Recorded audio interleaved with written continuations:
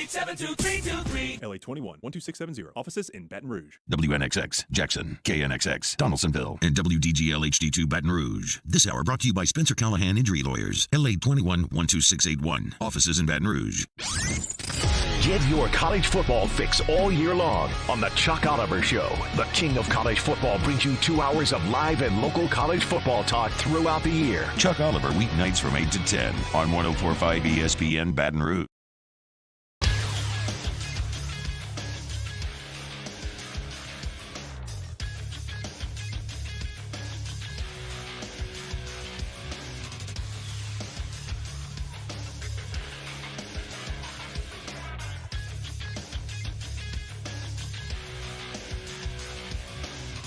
Good morning, everybody.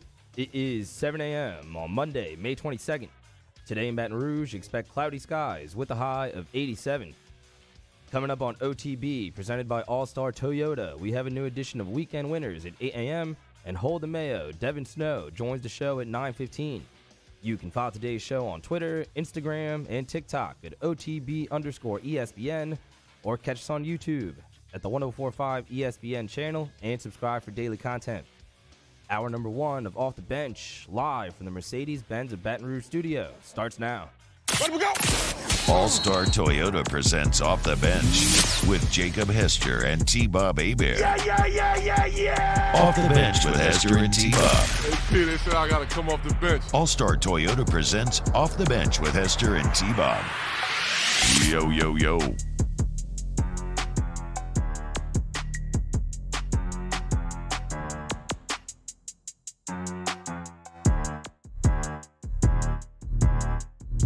Yo, what's going on, everyone? Welcome in to a brand new OTB. It is Monday, May 22nd, 2023. T-Bob, Jake, Mario, and Taylor hanging out with you this morning. I think I just got to be upfront about this from the beginning here, boys.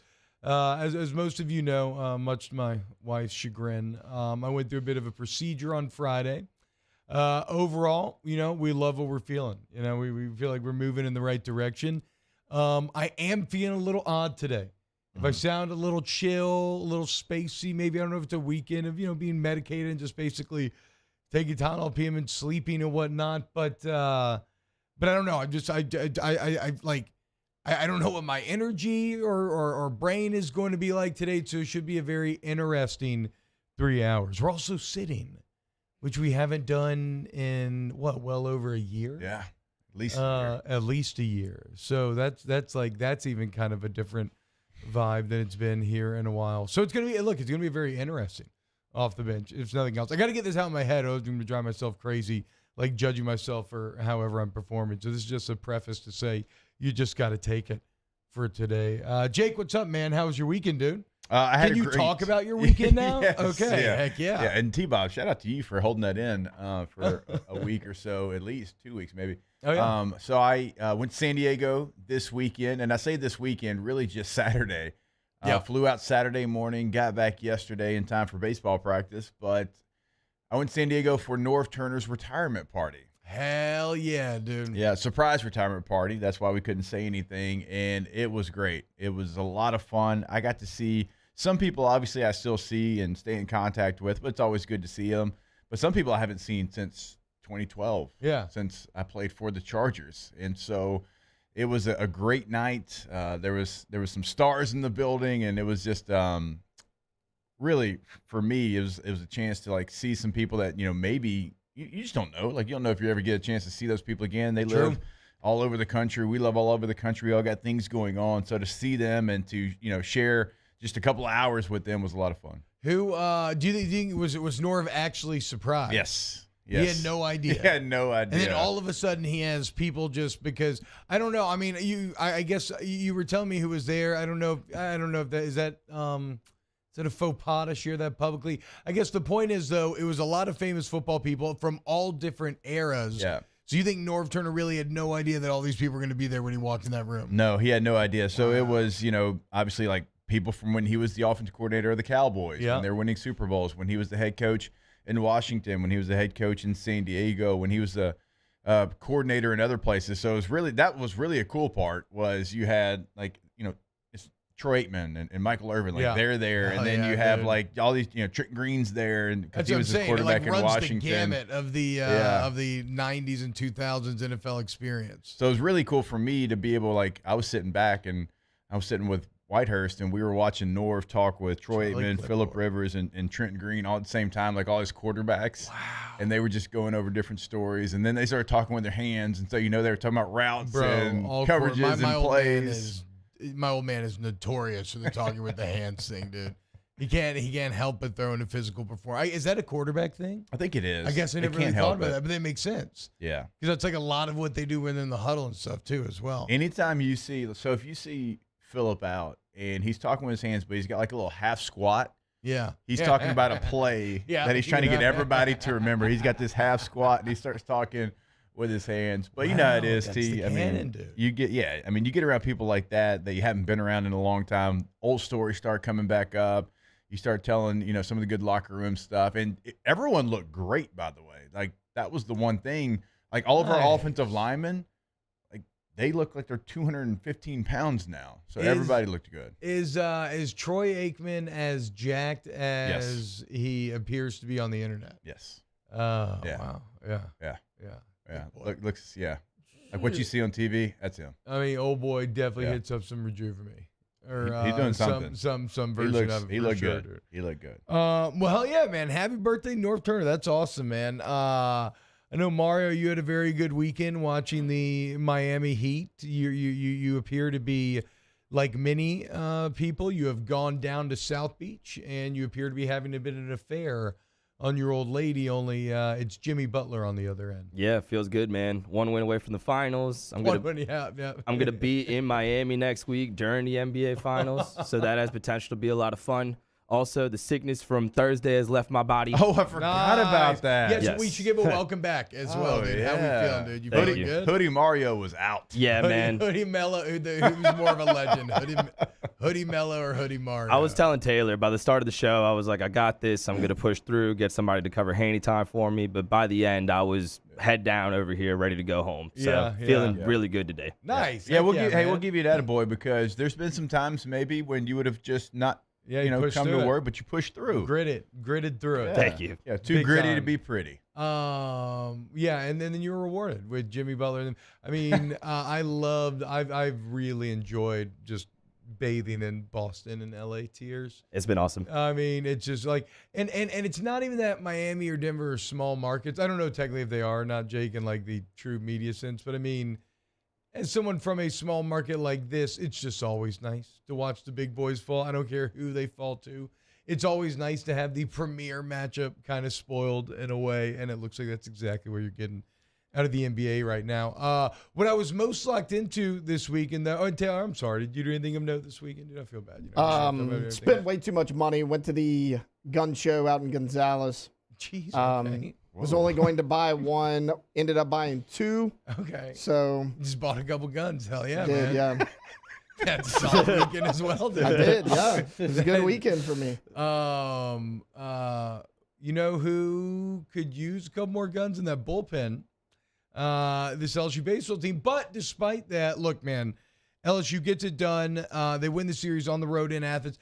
Funny little quirk, Jake. They actually end up with by far the best road record in the SEC at 9-5. The only other team that finished even with a winning road record in the SEC was Florida at 8-7. But they finished 9-5. Saturday, you get a great start from Ty Floyd. Team gets it done. And then Sunday, unfortunately, well, Javen Coleman kind of gave you what you're looking for maybe. Unfortunately, on Sunday, the pin once again. I mean, just too many mistakes. Kind of a similar story. But in the end, Jake, the series win means that you get a double bye going into this week's SEC tournament, which we'll talk about in a bit. I believe you're probably already a national seed, though I guess I'm not 100% sure on that. I mean, certainly a win in the SEC tournament would practically guarantee that if it's not already. And so while there are some disappointments, such as the fact that you're going to look back and kick yourself because you finished one win short of a regular season SEC title, there's still, mission accomplished overall, right? Easily, right here at the end of the year when you're talking about getting the double bye and should get a national seed. Yeah, you're in the country right now. Like when you look at like top 25s, I just kind of throw those out a little bit. And the guys at D1 baseball, like everybody that I talk to is like, yeah, I mean, we'll put it together, but it's more about RPI. Yep. At this point. And LSU right now is third in the RPI. So it's Wake Forest, it's Kentucky, it's LSU, it's Arkansas, and it's Florida. Wow, Wake is one. So, yeah, Wake is. And their strength of schedule's only 32nd. Kentucky's is first in the country. That's why Kentucky's there at number 2. LSU's strength of schedule 13th, Arkansas 6th, and Florida 21st. But when you look at the RPI, when you look at who they were all season long, when you look at the victories that they have, I still would be shocked. I mean, I think LSU could go lose game 1 in the SEC tournament and still get a national, top 8 seed. I think they put that kind of resume together. But to your point, you just never know. You never know what it's going to take. If you win one game there in Hoover, that almost like 100% locks it up, solidifies you being one of those top 8 seeds because of what you've done throughout the entire season. So LSU baseball had to go to Athens. They needed to get 2 of 3. They could not afford to lose another series. There were some things that we can highlight. There's obviously some things that are still lingering and still question marks, like you talked about, T-Bob, but you're still in great position. Yeah, it's and so why don't we do this? We'll go to break and then we get back. I do want to kind of look at now that ahead of the SEC tournament, let's see kind of where the dust settled in the conference. How did each team fare? What did the conference look like overall? Look at some RPIs, and then we'll get into the upcoming tournament this week a bit. We also got some Mason Smith news coming up for your LSU football fans a bit later. Weekend winner is going to be a lot of fun as well. So look, hey, stick around with us here on Off the Bench here on 104.5 ESPN. Off the Bench with Hester and T-Bob. ESPN Baton Rouge, New Orleans, Alexandria, and 1130 The Tiger. In times of need, get a full list of phone numbers, websites, and other important emergency information on the Demco Stormwatch page at 1045ESPN.com. There it is, the extra mile, on the border of expected and extraordinary for those willing to go further. Like vans customized for work or play, with safety and tech to keep you connected. Supported by a 5-star sales, service, and finance team, and backed by the 1-star you know. So go the extra mile. It's never crowded, because so few have what it takes to go there. Mercedes-Benz Vans. When is a taco more than just a taco? When it's Government Taco. Voted best tacos 3 years in a row by 225 Magazine, Government Taco puts the most delicious spin on tacos the capital area has ever seen. With creative combinations like the Magna Carrot, the Filibuster, or the Steak of the Union. Plus perfect tortilla chips paired with the best salsa and queso you've ever had. And happy hour every day from 3 to 6 p.m. and all day on Thursday. Government Taco, 5621 Government Street.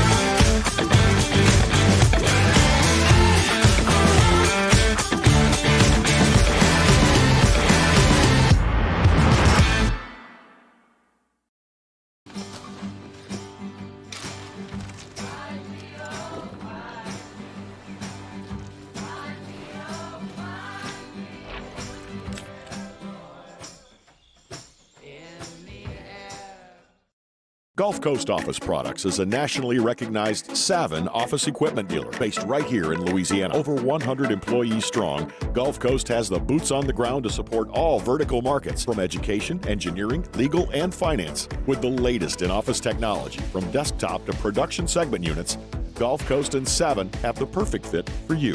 Call 225-756-2644. That's 756-2644 for Gulf Coast Office Products. I've been doing business with Luba for 25 years. They're dependable, trustworthy. It's just the attention to detail with our clients. Our folks have years and years of experience. They're highly trained professionals, but many companies have that asset. What I'd like to think makes Luba a bit different is that we use those talents in a way that truly is dedicated to serving the needs of the folks who depend on us.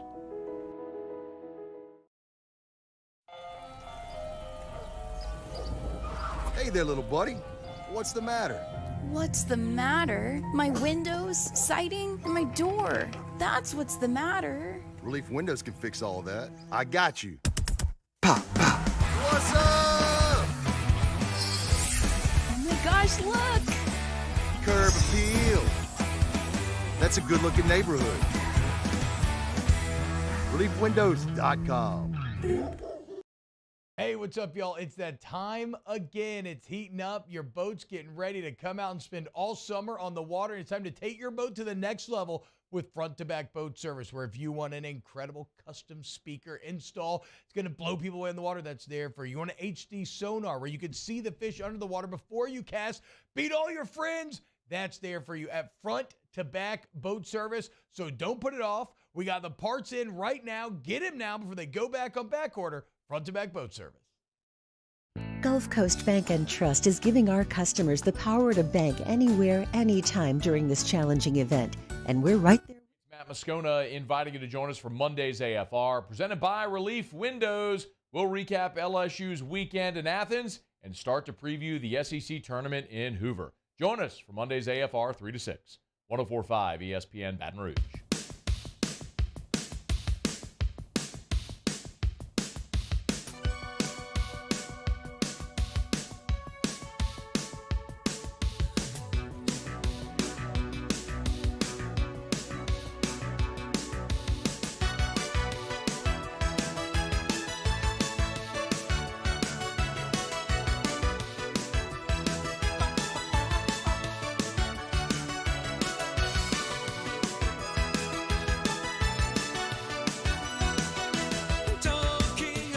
All-Star Toyota presents Off the Bench with Hester and T-Bob. ESPN Baton Rouge, New Orleans, Alexandria, and 1130 The Tiger.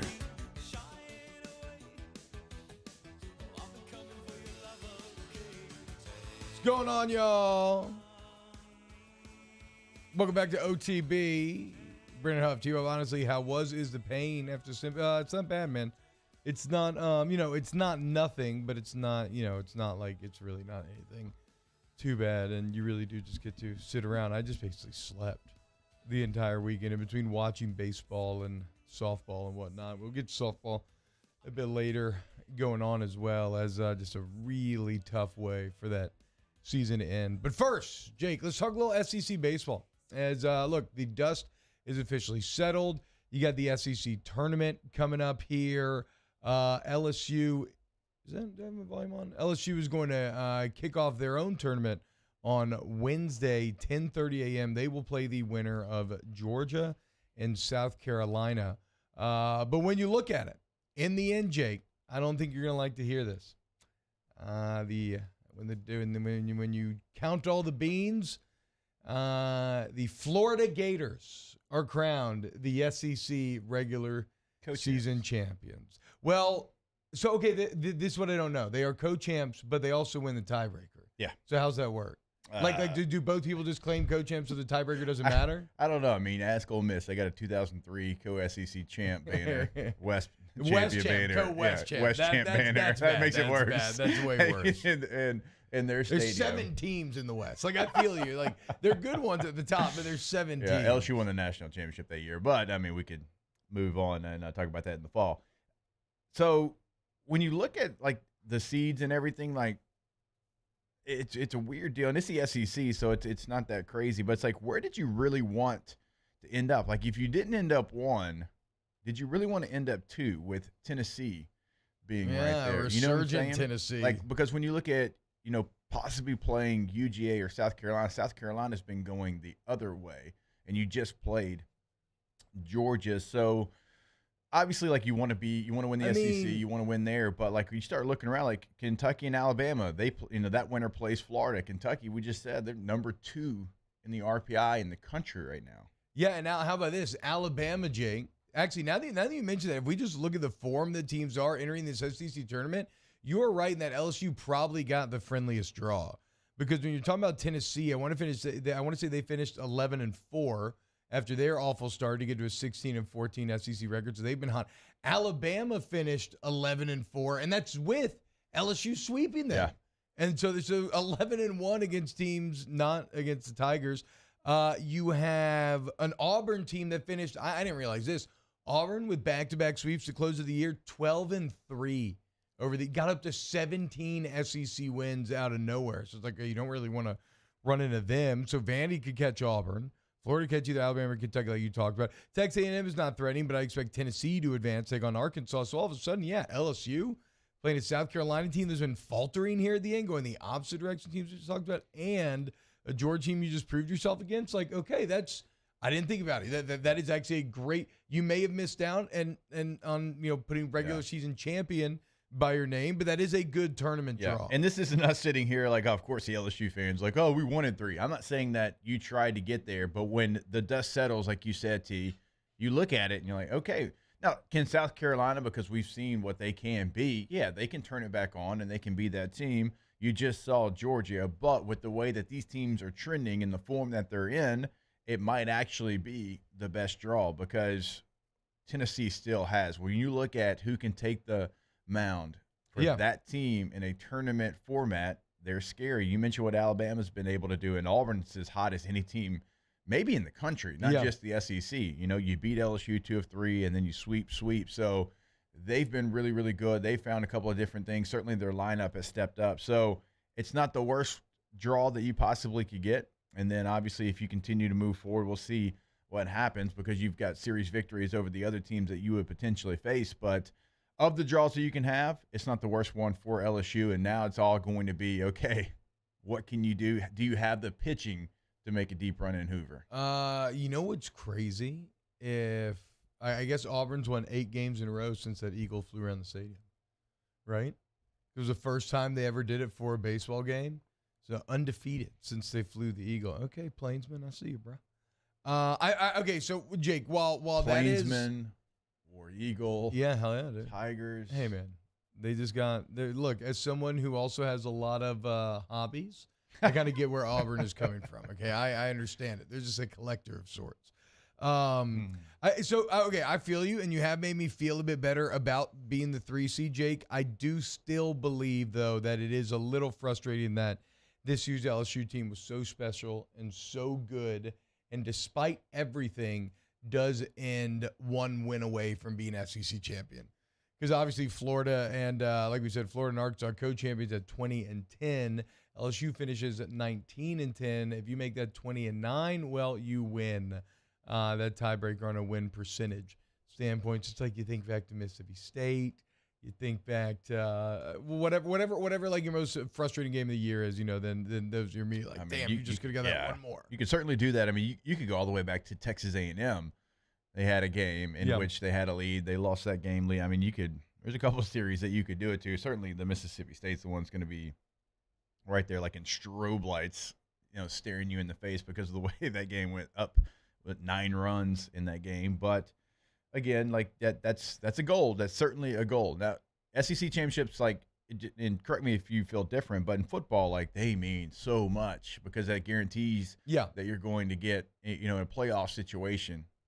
For baseball, like you want to absolutely win it, but you can still go win a national championship, as we well know, not winning the SEC regular season. Yeah, you're right. You're right. They are weighted completely differently in the 2 sports. And actually, to be fair, we weren't even sure if, just out of memory, do you put SEC titles on the Intimidator or not? I feel like maybe I can't remember. So in the end, you get a friendly draw. You win the 1 game next week. You're probably just guaranteed national seed at that point. I mean, look, I don't know exactly how this is all going to break down because there's a lot of this is weird, Jake. This is one of the most top heavy that the conference has ever been, but not top heavy in the sense that there's 2 or 3 great teams and everybody else sucks, but that there's 9 really good teams with just a few bottom feeders, right? You have 9 teams finishing with winning conference records, and that's because you also have schools like Ole Miss, who Ole Miss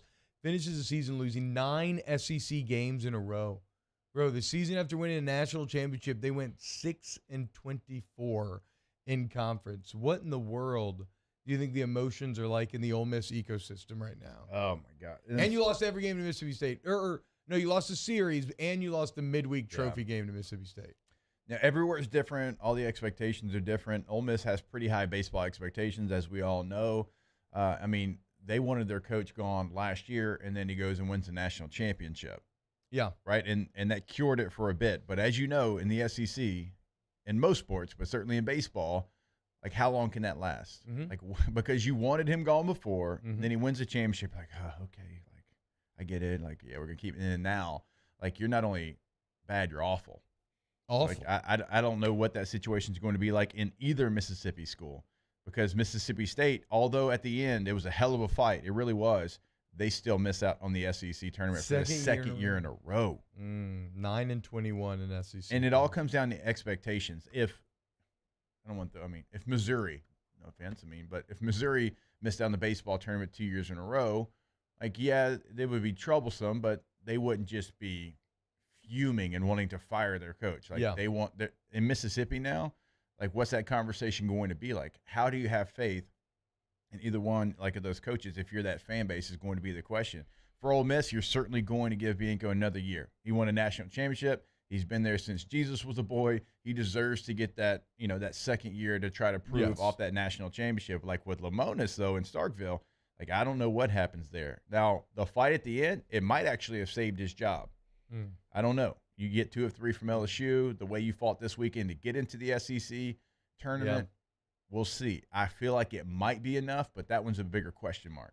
And they fired their pitching coach in the middle of the year, so already some blood has been spilled to satiate the masses. But on the opposite, so that's the trash. So on the opposite side of that, though, Jake, you have so many, like, pretty damn good teams. Like we said, right? Tennessee finishes 16-14 with an RPI of 17, right? What they do in the SEC could determine if they host. Alabama finishes 16-14 with an RPI at 11. What they do could determine that. I mentioned Auburn get up to 17 wins. They're likely already hosting. Then what about Kentucky, where you're 16-14, you have 20 wins against top 50 RPI teams, which is second most in the country. You're second overall in RPI. It's you're going to host, but, like, I mean, even a potential national seed is in play for them at 16-14 because of that strength of schedule and whatnot. And so there's actually, like, there's a fair amount of there's going to be a couple teams, a few teams potentially in the SEC, Jake, that in any other year would have at least gotten a regional host that will not host. And a lot of that could actually be determined coming up in Hoover. So there's actually, like, a lot on the line going into this SEC tournament, I feel. There will be, and Kentucky's probably, like, the one that a lot of people are paying attention to, just because typically if you see a team that has an RPI as high as they do at 2, like, a lot. Yeah. A lot. But they still have some work to be done. I mean, you look at it, they have the second best RPI in the country, and they're the 8th, best team in the SEC. Yeah. Coming into the SEC tournament. Can I tell you where their resume is? It's a little bit unique. All the things you just laid out are certainly going to help them whenever it becomes time. Like, they'll certainly host, in my opinion. You just now have to find out if they can maybe even improve that even more. Maybe a deep run. You still have some work to do. Like, when you start looking at, like, if you go back to the top 25 to kind of give you an idea of where they would fall, they're at 19. Now, RPI is 2, top 25 is 19. So they certainly, if they win a game, they're hosting. But can they do how far up can they truly go? Because it's a hot or cold team. I mean, there's been so many ebbs and flows. It's like you either sweep or get swept, it feels like, for Kentucky. So we'll see, man. It's going to be, it's going to be a fun SEC baseball week in the end. A friendly draw for LSU again. They'll be back in action Wednesday, 10:30 a.m. How about that? Get done with OTB and then, 9:30 a.m. actually. I'm looking at Eastern times here. So we'll have a little live baseball for the last 30 minutes of Wednesday's show, dude. That's what we like to see. All right, when we get back, we'll close the book on baseball for a little bit. We'll talk about Mason Smith as he is in the news. It's me for LSU football. Keep it locked right here on Off the Bench. Off the Bench with Hester and T-Bob. Get Gordon and get it done. At Get Gordon is where you can follow them on social media. I don't care if it's Instagram, Twitter, whatever you're on. Just go to at Get Gordon. You can keep up with everything that's going on with Gordon McKernan. The G team continuing to grow. This weekend, you had a lot of the Get Gordon athletes teaming up with the Miracle League, a nonprofit organization that provides an opportunity for disabled people to participate in baseball games. If you haven't seen the video, it's really nice. Watch Trey Morgan and others playing with kids, man. It's awesome. Go, and then remember, if you need help in the courtroom, 225-888-8888. Yeah, I would encourage you to go check that video out as well. It truly is remarkable, some of the things that they're doing and out in the community, and obviously the Gordon team. We've talked about it here for the last couple of months. I mean, taking care of LSU athletes, obviously, but also taking care of the community. Go to getgordon.com. That is the site. Remember, area code in Louisiana, followed by the 8s, 888-8888. Our listeners fire off their opinions on the jimsfirearms.net hotline at 499-1045. Keep listening for your next chance to shoot us your thoughts with the jimsfirearms.net hotline on 1045 ESPN Baton Rouge. Hello, Samantha, dear, I hope you're feeling fine. And it won't be long until I'm with you all the time. But until then, I spend my money up right down on my last dime. Come on, in Baton Rouge.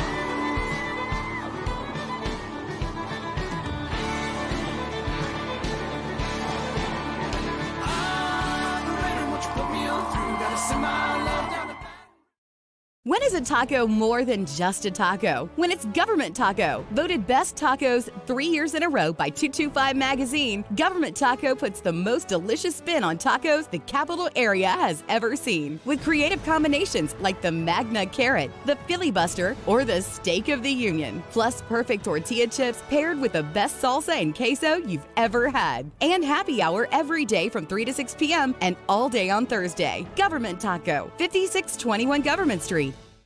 Gulf Coast Office Products is a nationally recognized Savin office equipment dealer based right here in Louisiana. Over 100 employees strong, Gulf Coast has the boots on the ground to support all vertical markets, from education, engineering, legal, and finance. With the latest in office technology, from desktop to production segment units, Gulf Coast and Savin have the perfect fit for you. Call 225-756-2644. That's 756-2644 for Gulf Coast Office Products. I've been doing business with Luba for 25 years. They're dependable, trustworthy. It's just the attention to detail with our clients. Our folks have years and years of experience. They're highly trained professionals. But many companies have that asset. What I'd like to think makes Luba a bit different is that we use those talents in a way that truly is dedicated to serving the needs of the folks who depend on us.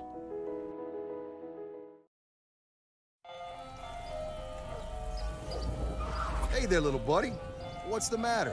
What's the matter? My windows, siding, and my door. That's what's the matter. Relief Windows can fix all that. I got you. Pop, pop. What's up? Oh my gosh, look! Curb appeal. That's a good-looking neighborhood. ReliefWindows.com.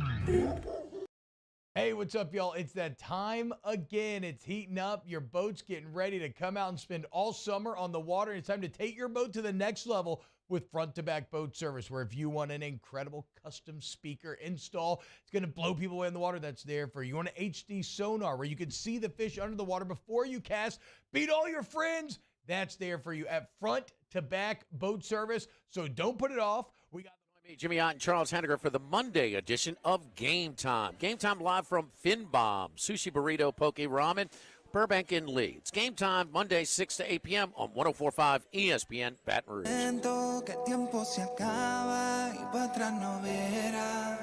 Bebiendo, fumando y jodiendo, sigo vacilando de party todos los días. Cielo.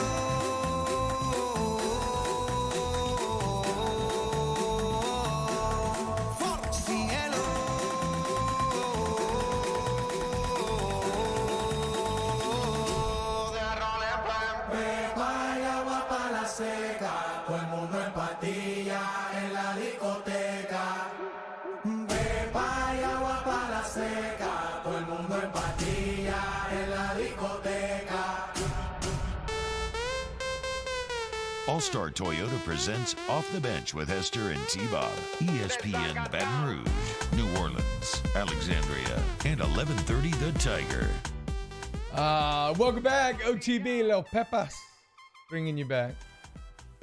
Mario and Jake, I'm sure you know what this is like as well, but I know what it's like to listen to a song and enjoy it so much that you have daydreams floating through your head. Maybe it's like you're on stage playing the song. Maybe you're listening to the song in some environment. I can clearly tell that you're experiencing a bit of a daydream right now. Where are you ideally when you're hearing this song?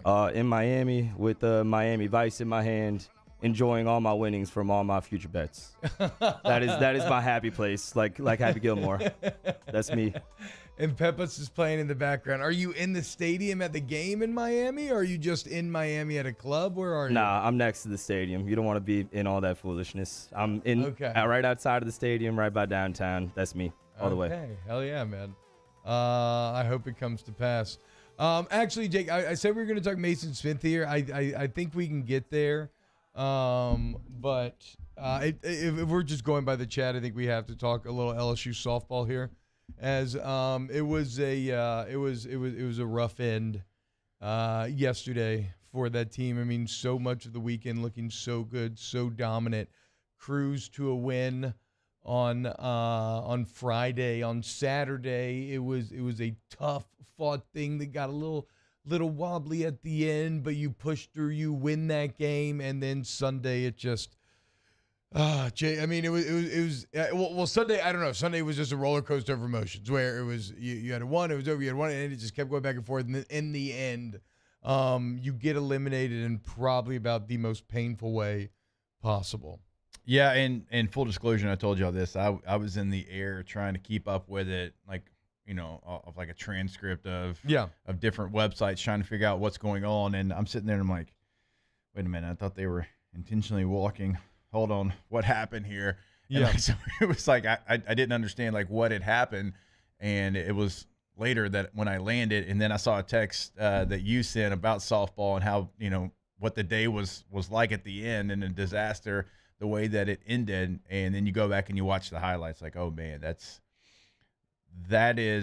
less than ideal, to say the least. But like, to come back like that in the second game yesterday, and to take the lead and have all the momentum and being in your park, and then to let that slip through in the way that it did, I mean, that one's not going away anytime soon. Like, the first game, okay, right, you're playing a really good softball team, even though you had the advantage, they beat you there, okay, reset. And then, like, to have yourself in that position to look up and you're down 6 runs, but to have the grit to come back, weather the storm, like, you just felt like, at least I did, like, sitting there trying to follow it, that they were going to find a way. Yeah. And then to lose it like they did, with a play like they did, that's going to be, yes, it's heartbreaking to lose because of the game. It's heartbreaking to lose because the team's an hour west of you, all of that. But the way that game ended and all the things that you do to get to that point, that's going to be the thing that's not going away anytime soon. Yeah, it's man, yeah, it's one of those it's one of those ones that is those kind of defeats, Jake, in terms of like everything you're talking about, the path that it followed, where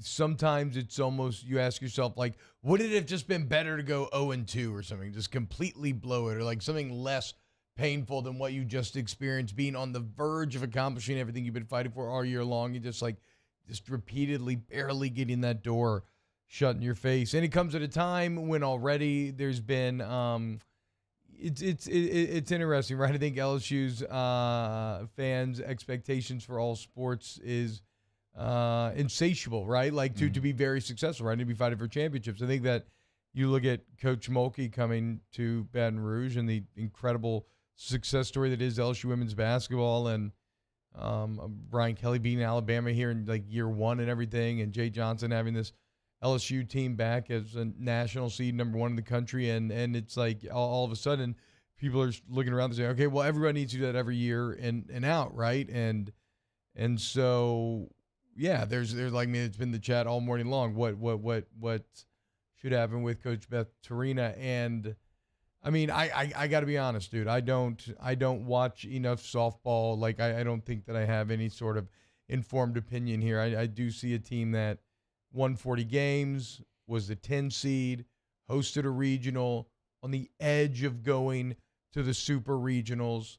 To me, I think that's still a very good season. And I think you're talking about literally the longest tenured coach in LSU softball history. And I would continue to ride with that. But you know, I'm obviously, like I said, I don't really know one way or another, and I don't feel as passionately as I know many of y'all out there do. Yeah, it's certainly been in the chat this morning, but something that we talked about when it happened, and we've kind of joked with other coaches about it, what Kim Mulkey was able to do in year number 2. Yeah. Like, that doesn't just change the expectations for LSU's women's team. Yeah. That changes the expectations in the athletic department. Right, wrong, or indifferent. Like, and I'm not just talking about, like, within the building. It does, I think, but also, like, with your fan base. Yeah. And LSU it's a place that, and it's one of the things actually I do love about it, is the fans want excellence in every sport because there's a passion there, there's a pride there. So all of those things. Now, like you just said, they won 40 games. They got a 10 seed. If they win this game, is this a conversation this morning? I don't know that. I know that the people that I talk to on SiriusXM that cover softball nationally, they think that is ludicrous. Okay. Yes. I mean, that's what I needed to in my mind, because I don't like, it's like I say, I watch LSU softball. I watched more softball this year than I've ever watched before, and I loved watching it when I was laid up this weekend, until I guess I didn't love it. But but it's like I don't have any sort of perspective on it. That's where I struggle to take on this, because I don't know, like, what national heads think. I only see kind of local. I only see the chat. Basically, essentially, is my only sort of, like, outside context that I have for this. Yeah. So nationally, it's not the case. I mean, not from the people that I talk with. And again, like, it's okay to want to, because you see yourself and you're like, okay, here's what it's been over the last 3 years. Here's what has not been done since however long ago, 2017. Like, you haven't won the SEC. I understand all those things, but you still have a very competitive softball team. Now, how the athletic department views that, like, we don't know that. But I do think there is something to, Coach Mulkey winning in the second year. Like, you ask these coaches, like, you got a lot, like, Jay's in his second year. BK's going to be going into his second year. Matt McMahon's now going to be going into his second year. Like, they realize what that is and how quickly that came together. But not everybody can do that. Not everybody is going to have that kind of a turnaround. So it's going to be interesting to see what the, obviously fans are one thing, but what the athletic department and how they feel moving forward, because I still think they're going to be moving forward with the same staff, I would say. I don't know if they're going to make, changes in assistant coaches, but I would assume that everything's going to stay as it is. Yeah, I would think so as well. And ultimately, I mean, Scott Woodward's got to make that call. So allow me to just use a get out of jail free card from this entire conversation. So, you know what? You got to trust Scott on this one, right? Like, I mean, but kind of honestly, isn't that correct? Like, if you look at the decisions that he's made lately, more often than not, they seem to have worked. Here's another thing, and I know that the chat knows this because I've seen it a couple times, but we've talked about it. You've got two giants and one behemoth, really, of the two coming to the SEC in softball. Yeah. You've got Oklahoma and Texas. And that's the other, I mean, Texas played for the Natty last year. Oklahoma's probably about to win their third in a row. Yeah, I'd say nobody's beating Oklahoma this year either in softball. It's you got to beat them twice. That's the thing. Can you beat them once? Yeah, Baylor beat them once. That's their only loss. So wait, they still only have one loss in the entire year. I forgot you're so sharpened on your softball right now, from off campus. You're like you're just a reservoir of knowledge at this point.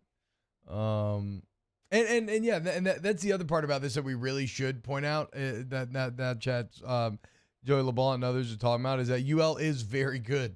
That is a very good softball program in and of 11 itself. 11 from the RPI? Yeah. They've won 18 of the past 23 Sun Belt championships, which anytime you achieve that level of dominance, like, your peers are supposed to be able to at least compete with you, right? If you're winning 18 and 23 conference championships, and you are literally on another level. So also it is a good. It was a good opponent. So tip your hat. But we'll see, man. We'll see where the program ends up going. Jake, anything else to add on? I do think, with ULL, and everything and them being really good is very factual. I think this stings a little bit more for a lot of people because it is another in-state school. Yeah. It's obviously, a school that a lot of people have a lot of different opinions about here in Baton Rouge, but that part of it. The LSU fans in Lafayette are getting toasted today. Oh, yeah. They're getting roasted. The Cajun fans are riding fat and cocky. Hate to see it. All right. When we get back, let's close out hour number 1 of OTB. Off the Bench with Hester and T-Bob. Go to All-Star Toyota of Baton Rouge.com. All-Star Toyota of Baton Rouge.com. You want to find your next Toyota? Okay, it's right there at All-Star. It's off of Airline Highway.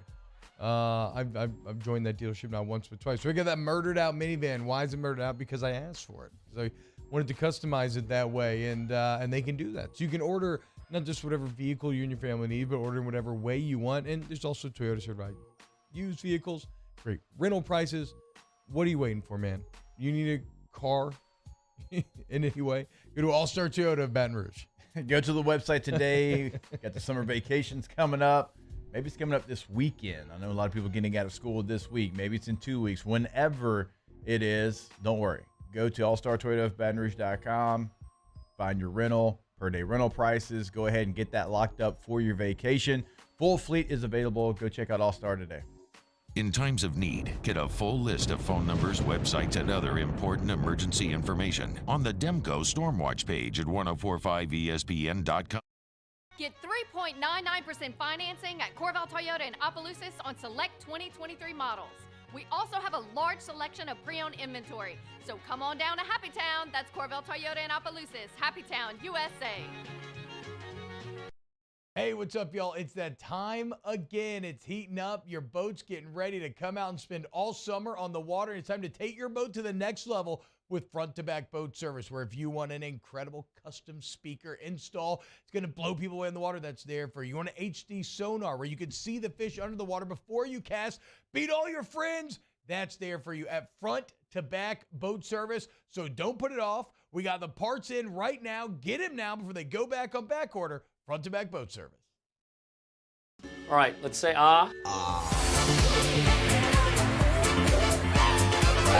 Where'd my spotlight go? Super weird, but we can take care of it. Get in and get better at Patient Plus. Follow us on Twitter at 1045ESPN to cast your vote in the Citizens Bank and Trust poll of the day. Vote daily inside Off the Bench, anytime. Hunt Palmer. And after further review, Citizens Bank and Trust brings you the poll of the day via Twitter at 1045ESPN. Bayou Ford has $15,000 off plus 0.9% APR for 60 months on all new 22 Ford F-150 SCA trucks and incredible deals on all remaining 2022 inventory, all with Bayou's 1 million mile warranty. The crew at Bayou Ford is going to do right by you. Turn my music high, high, high, high, yeah. You don't know what you're doing. Sure I do. I'm from the streets where the hood can swallow on me. Bullets will follow on me. There's so much that you can run the slalom. The cops comb this top to bottom. They say that we are prone to violence, but it's home sweet home. With personalities clashing, chrome meets chrome. Prices up and down like this Wall Street. When is a taco more than just a taco? When it's Government Taco. Voted best tacos 3 years in a row by 225 Magazine, Government Taco puts the most delicious spin on tacos the capital area has ever seen. With creative combinations like the Magna Carrot, the Filibuster, or the Steak of the Union. Plus perfect tortilla chips paired with the best salsa and queso you've ever had. And happy hour every day from 3 to 6 p.m. and all day on Thursday. Government Taco, 5621 Government Street.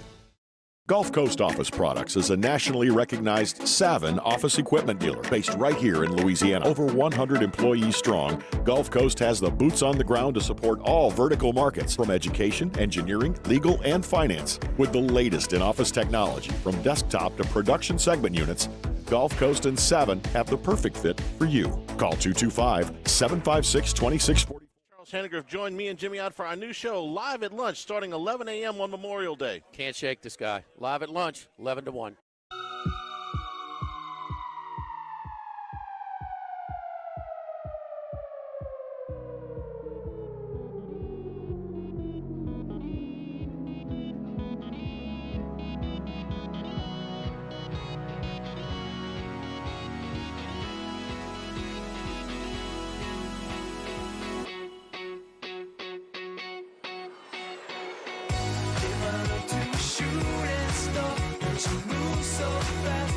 All-Star Toyota presents Off the Bench with Hester and T-Bob. ESPN Baton Rouge, New Orleans, Alexandria, and 1130 The Tiger. What's going on, y'all? Welcome back to OTB. Who was in the chat? Somebody was saying that my voice is an octave higher today. And I was feeling, and it's Joey LeBlanc. I was feeling like it kind of was an octave higher, and now I'm being self-conscious about it, so I'm purposely trying to now you lower it sounded like down. You know the guy in Boys to Men that he grabbed the mic, baby. I did not mean to do those things I did. Matt Dunn tweets in, I think people have more problem with trajectory. 18 super loss. You know, this is when they're eliminated. 18 supers, 19 supers, 21 supers, 22 regional, 23 regional. I do get being disappointed because you've had really good teams and you want to get to Oklahoma City. Like, I completely understand that. But it just depends on, okay, you're talking, about supers and regionals. When they exited, the thing is, they made the postseason all those times. They've had really good teams. Yeah, it's true. So 40 wins. But I do understand the point. I get it.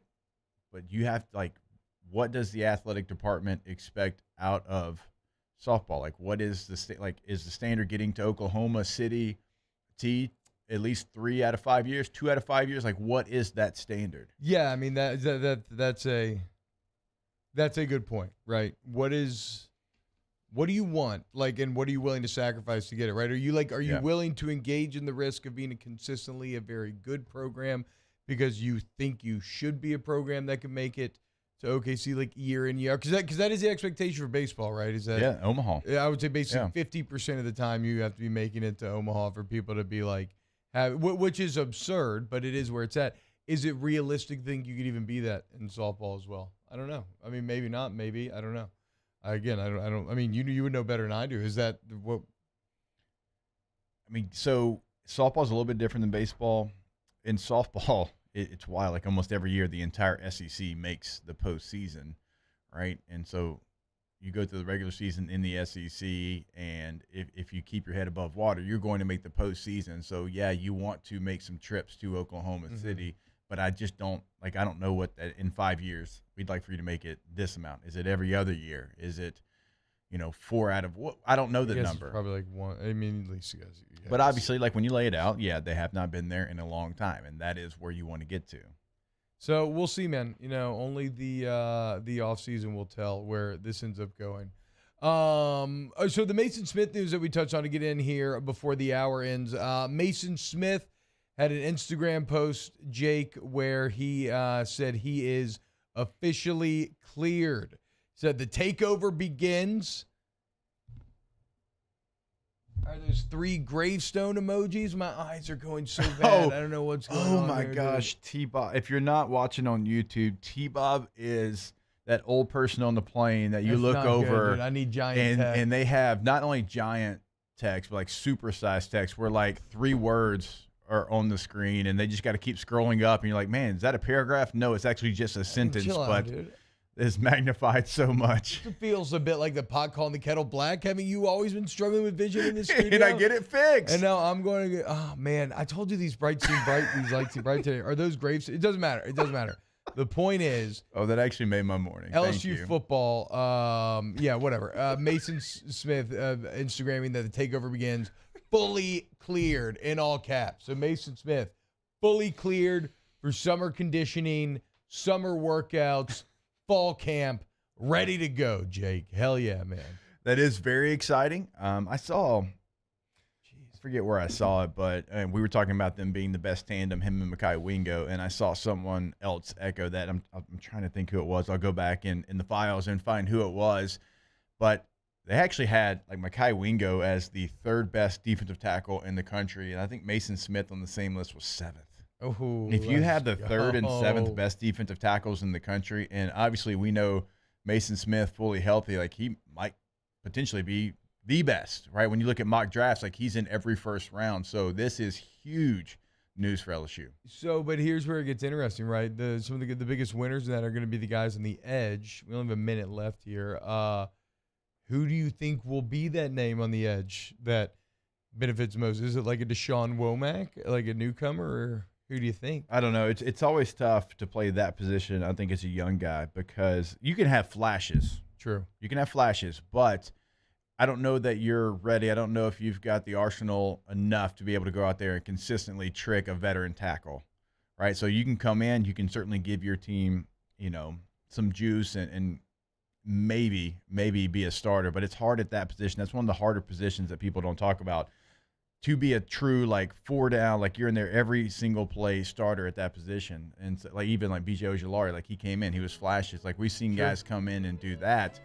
But I just don't know. It's going to be one of those positions in the spring that's going to have maybe the most attention for me, because you brought in transfers, you got returning guys, but it's still open. More OTB weekend winners coming up next here on Off the Bench. Off the Bench with Hester and T-Bob. Bayou Ford has $15,000 off plus 0.9% APR for 60 months on all new 22 Ford F-150 SCA trucks and incredible deals on all remaining 2022 inventory. All with Bayou's 1 million mile warranty. The crew at Bayou Ford is going to do right by you.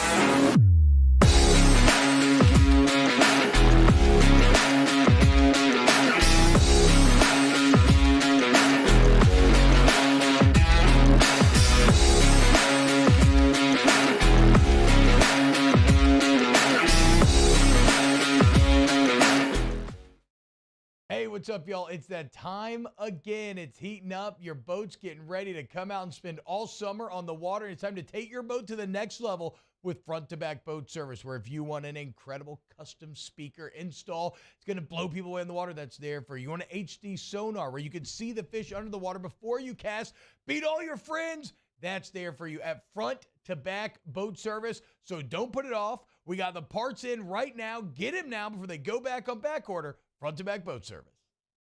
When is a taco more than just a taco? When it's Government Taco. Voted best tacos 3 years in a row by 225 Magazine, Government Taco puts the most delicious spin on tacos the capital area has ever seen. With creative combinations like the Magna Carrot, the Filibuster, or the Steak of the Union. Plus perfect tortilla chips paired with the best salsa and queso you've ever had. And happy hour every day from 3 to 6 p.m. and all day on Thursday. Government Taco, 5621 Government Street.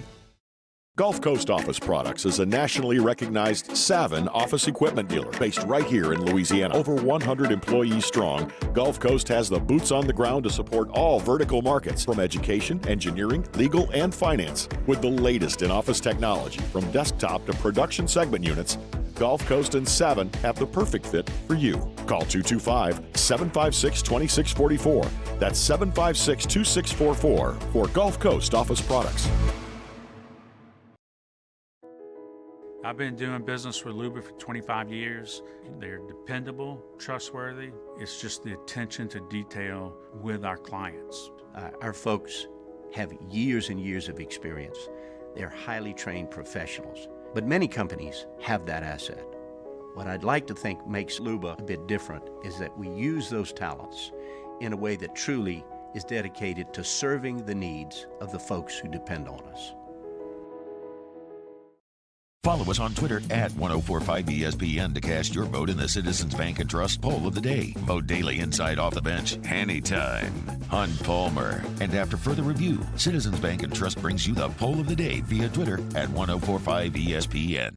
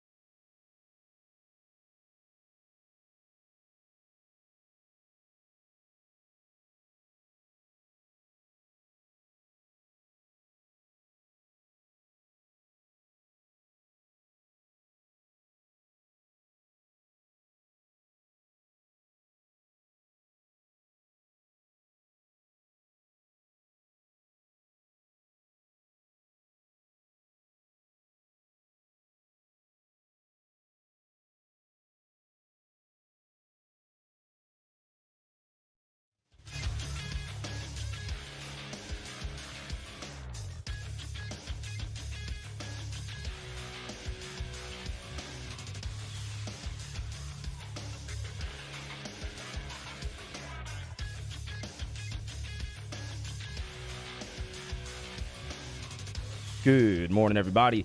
It is 8 a.m. on Monday, May 22nd. Today in Baton Rouge, expect cloudy skies with a high of 87. Coming up on OTB, presented by All-Star Toyota, we have a new edition of Weekend Winners coming up next. And Hold the Mayo, Devin Snow joins the show at 9:15. You can follow today's show on Twitter, Instagram, and TikTok at OTB_ESPN, or catch us on YouTube at the 1045 ESPN channel and subscribe for daily content. Hour number 2 of Off the Bench, live from the Mercedes-Benz of Baton Rouge studio, starts now. All-Star Toyota presents Off the Bench with Jacob Hester and T-Bob Hebert. Yeah. Off the Bench with Hester and T-Bob. Hey, P, they said I got to come off the bench. All-Star Toyota presents Off the Bench with Hester and T-Bob. Yo, yo, yo. Oh, man. Welcome back to OTB, hour number 2. Daniel Basham, that is a very funny comment that I can't read on air, but it kind of is accurate to how my vision feels, which is kind of wild. That's why you should get in the chat if you're at work or something and you want to hang out. And you should also get in there if you want to put in your weekend winners, which we can get to right now as it's 8 o'clock. Let's do it. Another edition of Weekend Winners. That's how winning is done. That's right. We can't have anyone freak out there, okay? We've got to keep our composure. We've got too far. I'm by winning. I win here and I win there. Now what? Are you doing what it takes to win a championship? Wow, winning. Well, then I guess there's only one thing left to do. What's that? Win the whole thing. All right, my first weekend winner. I'm sorry, boys. I'm taking one of the easy ones off the top here. It's one we just talked about during the break, boys. It has to be Mike Block. Are you kidding me? Mike Block at the PGA Championship this weekend. Just a country club pro playing with the PGA Tour pros, and he has an incredible weekend. He ends up finishing 8th in a major amongst the best golfers in the entire world, and he had the moment of the day as he nailed the only hole-in-one for the entire tournament. Here's what it sounded like.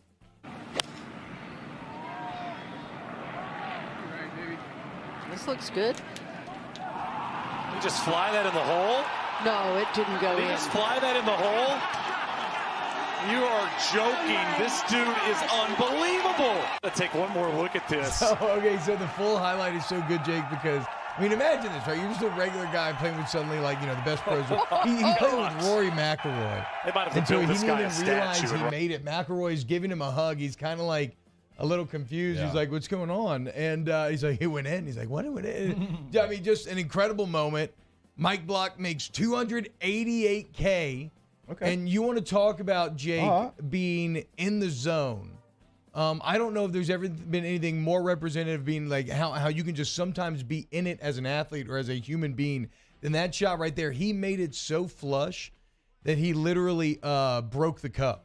He chipped the corner of the cup. That's how hard it just broke off a piece, dude. It's to me that's like it's the equivalent of breaking the backboard in basketball. So shout out Mike Block. That was a Shaq dunk that you just witnessed right there. Yeah, and y'all know I don't watch a ton of golf, but still one of my favorite things in golf is stories like this. Yeah. Like when we have these major tournaments and either an amateur or someone like this just comes out of nowhere, is competing, and gets to play. Like even if it's a pro who we don't talk about a lot and gets to play like in a final group with some of the biggest stars, like that's always one of my favorite things. And that was certainly something that even I tuned in to golf this weekend because of it. First weekend winner for me is going to be Josh Johnson. Okay. He is the quarterback that has played for a record 14 NFL teams. Yeah. Right? All right. So free agent, no longer. Josh Johnson, who has played for those 14 teams, is returning to the Ravens for the third time in his NFL career. He was with the Ravens in 2016, 2021, and now back again in 2023. Josh Johnson is one of 3 players left from the 2008 NFL draft class, my draft class. What? Only 3 players left. Calais Campbell is one of them. I think Deshaun Jackson might be the other, although he's kind of still up in the air. He got released by the Ravens, so he's not on a team right now. You had Matt Ryan retire. He was in that draft class. Chad Henne was in that draft class. Damn. He just retired. Joe Flacco still a free agent. He was in that draft class. Matthew Slater is actually, I think, the other one, special teamer from the Patriots, one of the best special teamers of all time, but one of 3.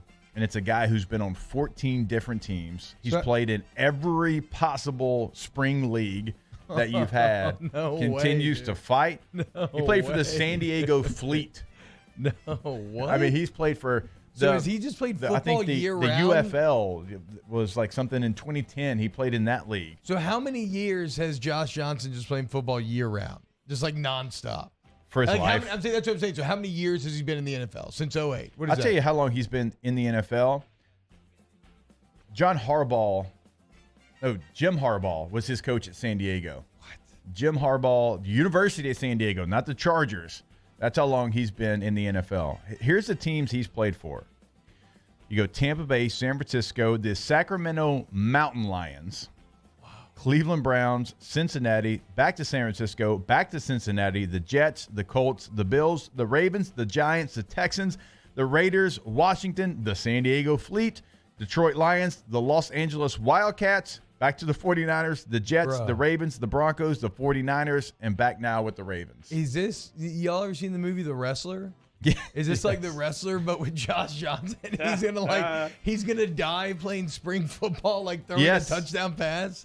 He's gonna know he's gonna die, and he's still gonna but he knows he has to stay in to deliver the throw, right? That's what my old man used to talk about. A quarterback, like that's how you separate the real ones who know they're gonna get lit up, but will stay and deliver it.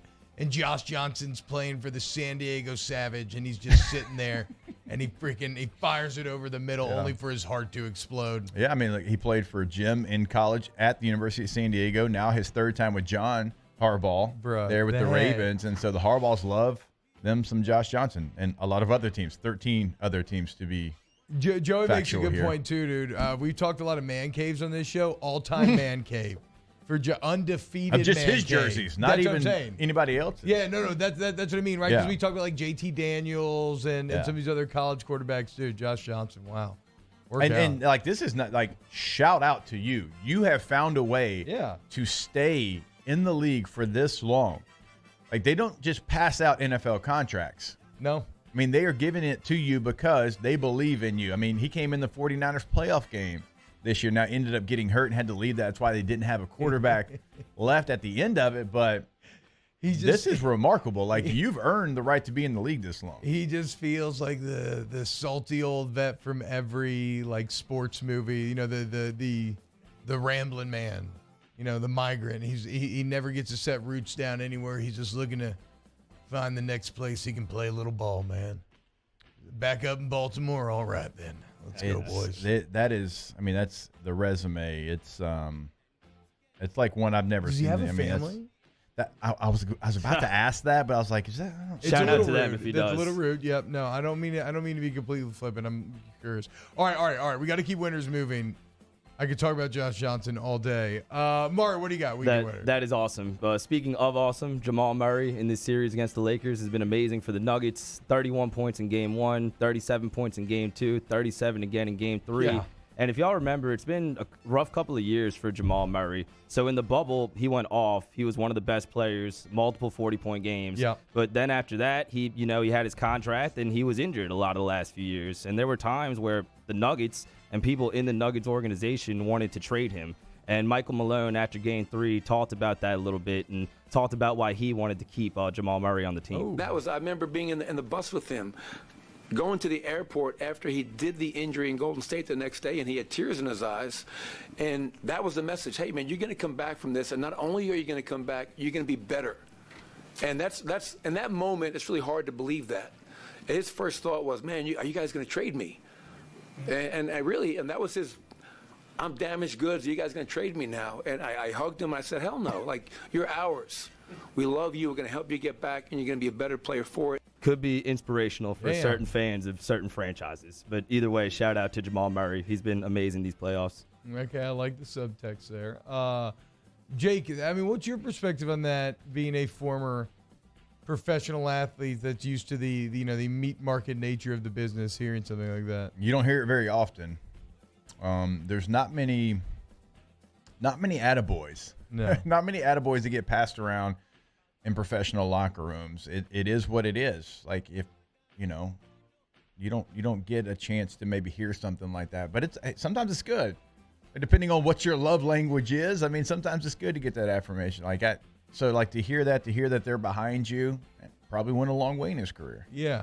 I mean, I think that's how you build loyalty too, in terms of building trust, two-way street, both sides wanting to re-up with each other, keep each other around, and now they're being rewarded for it. Yeah, and I forgot about Bubble Murray. Yeah. You're right, Bubble Murray is incredible. I was also just thinking about kind of the name or the word Nuggets, and try to find me negative usage of nuggets, right? Chicken nuggets are delicious, right? Mm-hmm. Literal gold nuggets. Marijuana nuggets or something that some people enjoy. Nuggets of information, what Vern Lundquist used to deal in. Yeah, little nugs. Yeah, that's what I'm saying, dude. Like, find me a negative nugget. You can't do it, dude. Nuggets are great, yeah. And they're up 3-0. About to eliminate the Lakers. You love it. Hell yeah, you do. What do you got, Taylor? Yeah, I'm going to do another guy in the NBA playoffs. I'm taking Gabe Vincent for weekend winners. I mean, we know the big name guys Miami's got. Jimmy Butler, Kevin Love, Bam Adebayo. Vincent kind of gets lost in the shuffle. He's been solid all playoff long, but if you would have told me that Jimmy Butler shot 5 for 13 with 16 points and Miami still won, I would have said no way. But Gabe Vincent yesterday, 11 of 14, 6 3-pointers, 29 points to lead the way for Miami. Shout out Gabe Vincent. Yeah, so I'm going to piggyback here and do weekend winner Heat culture, because people probably get sick hearing about it, but the old Pat Riley, everything that he talks about. But the Heat in last night's blowout win over the Celtics, 3 undrafted teammates with over 10 points in the first half, first time that's ever been done in the common era. They have won, how about this for consistency, boys? They've won 40 straight playoff games in which they've been up by double digits at halftime, always closing out. Shout out to SportsCenter for both those little numbers. So whatever, Heat culture, weekend, whatever. I support Heat culture in this battle against the Coastal Elites, because that'll be my other weekend loser here, right? Love seeing LA and Boston and their tears after the East Coast and the West Coast media giants are already shaking hands. They're preparing all their fancy finals parties, and now it looked like all their dreams are ruined. Yeah, real quick before we move on from basketball, can we talk real quick about the interaction with Jimmy Butler and Grant Williams in Game 3 on Friday? Did y'all see the Celtics went up by 9. Grant Williams made a 3 with about 6 minutes left in the game, and he got in Jimmy Butler's face, started talking smack. Jimmy Butler on the other end scores an and one on him. They literally lock foreheads, And after Grant Williams talked head, the Heat outscored the Celtics by 15 and ended up winning the game. So that was some legendary stuff, and that was maybe some poking of the bear by Grant Williams. How is playoff Jimmy Butler one of the best players on the planet? It's I've never seen anything like it. It's awesome. It is remarkable. I mean, and then you poke the bear. It's like, what are you doing? Yeah, that was I always hated that when somebody that wasn't going to back it up would poke the bear, and then you got to try to back it up. It's like, man, what are you doing? I mean, look what he did to Dylan Brooks. Yeah, literally said, "I poke bears." Yeah, that influence. Did you stop? Look what happened to him. Dylan Brooks is Timothy Treadwell, Grizzly Man. Did y'all ever see the Grizzly Man documentary? Yes, I've seen many YouTube videos about him. The Bears, he's like, oh, the Bears are peaceful. They ate him. Yeah. It was a hungry bear. Spoiler alert if you haven't seen it. They did eat him. They ate him. Okay. Weekend winner for me, I'm going to go back to college baseball. This was, I believe it was Thursday night, and I knew I had to watch a ton because I'd be out of town this weekend. So to talk about it later this afternoon. So I was kind of flipping through, and I was watching Duke and Miami, both top 25 teams, both going to be in the postseason. And the game was tied 3-3, and I'm like, okay, let's see if Duke can, rally here, maybe score a run, get a lead, be a big victory for them. And coming to the plate, Giovanni DiGiacomo. What?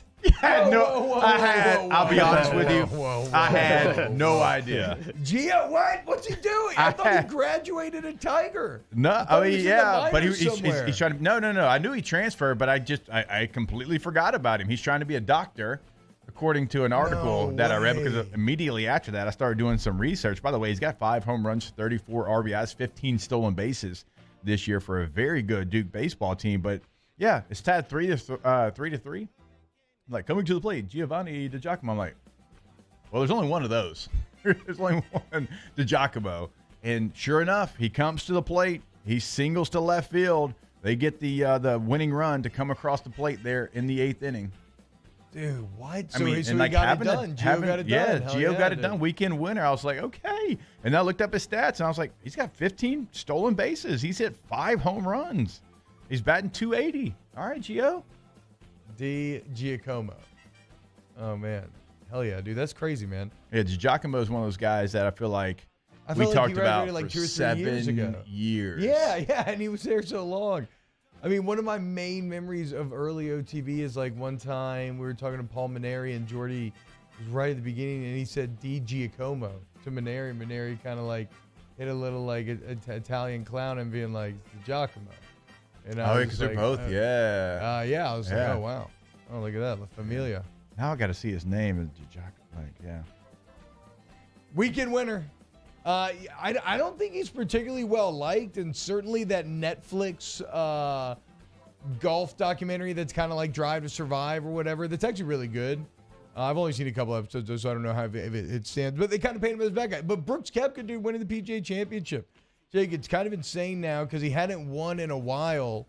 But if you look at like the current players in the world, that gives him 5 majors. McIlroy's next with 4, Spieth 3, Johnson 2, Morikawa 2. It's like you go down the list. He's like Brooks Koepka all of a sudden, who a lot of people thought was done, would never be any good anymore. He ends up getting another major.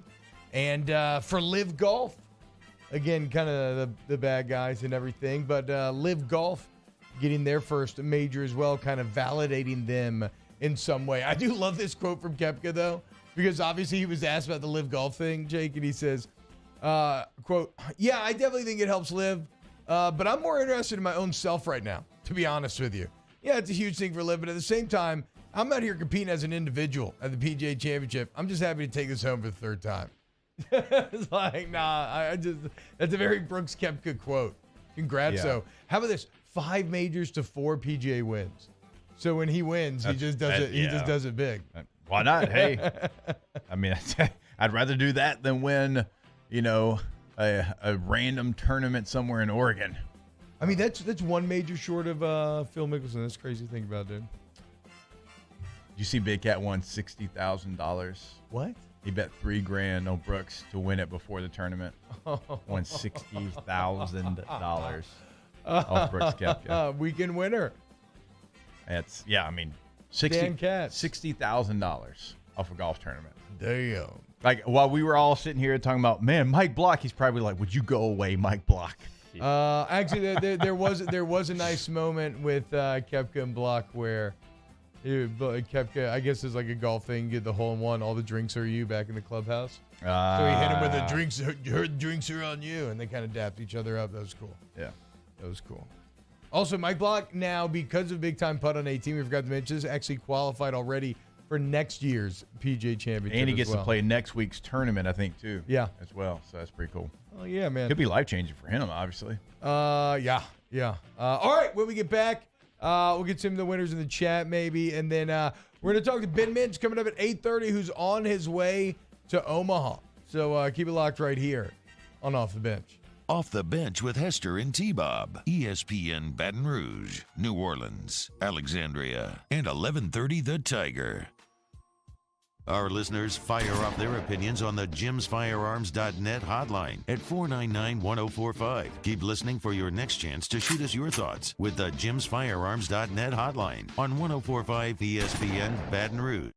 Gulf Coast Office Products is a nationally recognized Savin office equipment dealer based right here in Louisiana. Over 100 employees strong, Gulf Coast has the boots on the ground to support all vertical markets, from education, engineering, legal, and finance. With the latest in office technology, from desktop to production segment units, Gulf Coast and Savin have the perfect fit for you. Call 225-756-2644. That's 756-2644 for Gulf Coast Office Products. Bayou Chrysler Dodge Jeep Ram has $20,000 off new 22 Ram 1500 SCA trucks and incredible deals on all remaining 2022 inventory, all with Bayou's 1 million mile warranty. The crew at Bayou Automotive is going to do right by you. Electricity is all around us, and our families depend on it.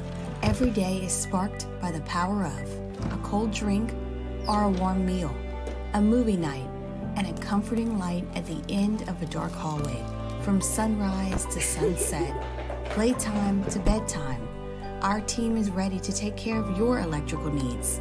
Even in the case of an after-hours emergency, the light in your life shines brighter with Mr. Electric. When is a taco more than just a taco? When it's Government Taco. Voted best tacos 3 years in a row by 225 Magazine, Government Taco puts the most delicious spin on tacos the capital area has ever seen. With creative combinations like the Magna Carrot, the Filibuster, or the Steak of the Union. Plus perfect tortilla chips paired with the best salsa and queso you've ever had. And happy hour every day from 3 to 6 p.m. and all day on Thursday. Government Taco, 5621 Government Street. Hello, Samantha, dear, I hope you're feeling fine. And it won't be long until I'm with you all the time. But until then, I spend my money up right down on my last dime. Cold in Baton Rouge.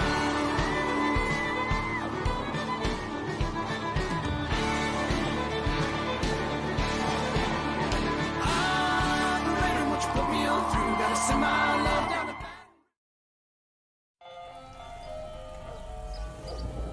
Hey there, little buddy.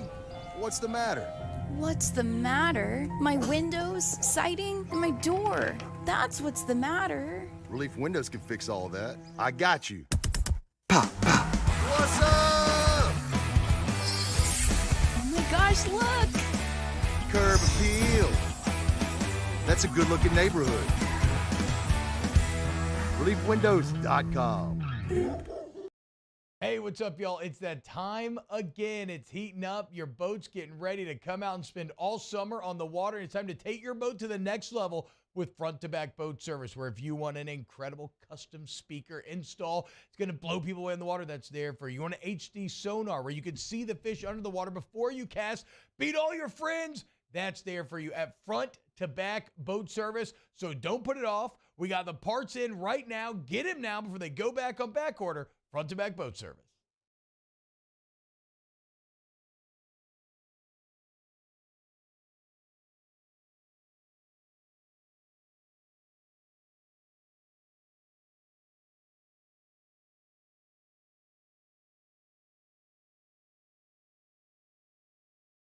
These life-changing events. No matter your goal, Gulf Coast Bank and Trust is here to make it happen. Member FDIC, an equal housing lender. There's a child in foster care waiting for a volunteer like you. Please visit casabr.org today to learn more. Hey, Denham Springs, come slide through Small Sliders, now open on Range Avenue. Cheeseburger sliders, shakes, and fries.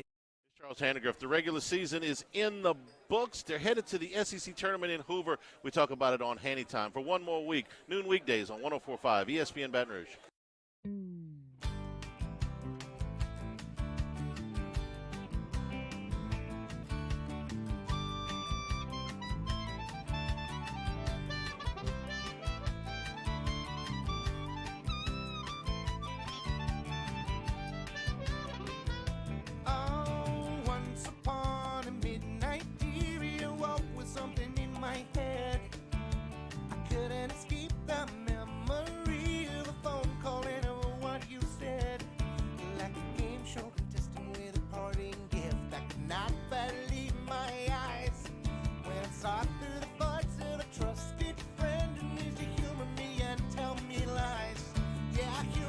All-Star Toyota presents Off the Bench with Hester and T-Bob. ESPN Baton Rouge, New Orleans, Alexandria, and 1130 The Tiger. What's going on, y'all? Welcome back to Off the Bench here. A couple of NFL news pieces here over the weekend. A sad one, Jake, as Jim Brown passed away, one of the most legendary figures in all of football. Somebody who burned very bright in terms of his playing career. Was it 7 years?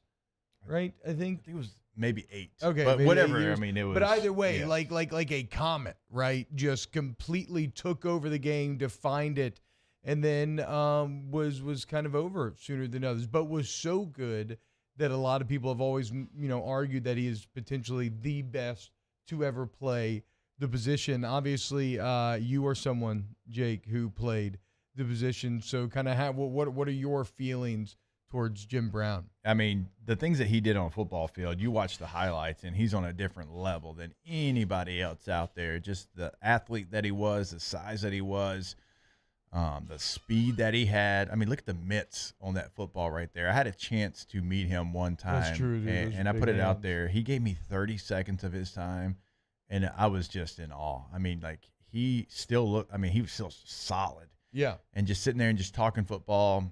And I was still playing in the NFL, and I told him what position I played, and he was just talking about the toughness that it takes to play that position and, hey, do this, do that. 30 seconds, and, man, it was awesome. Something I'll always remember. But, I mean, you're talking about one of the greatest athletes of all time, not just football player. When ESPN, at the turn of the century, they did a deal like 100 best athletes of all time. He came at number 4 on the list. I mean, you're talking about, look at what he did for lacrosse as well. Wait, so I didn't. Okay, it also looks like he's the number 1 all-time player on the college football 150 list, as named by Sporting News. Named the greatest football player ever by Sporting News back in 2002.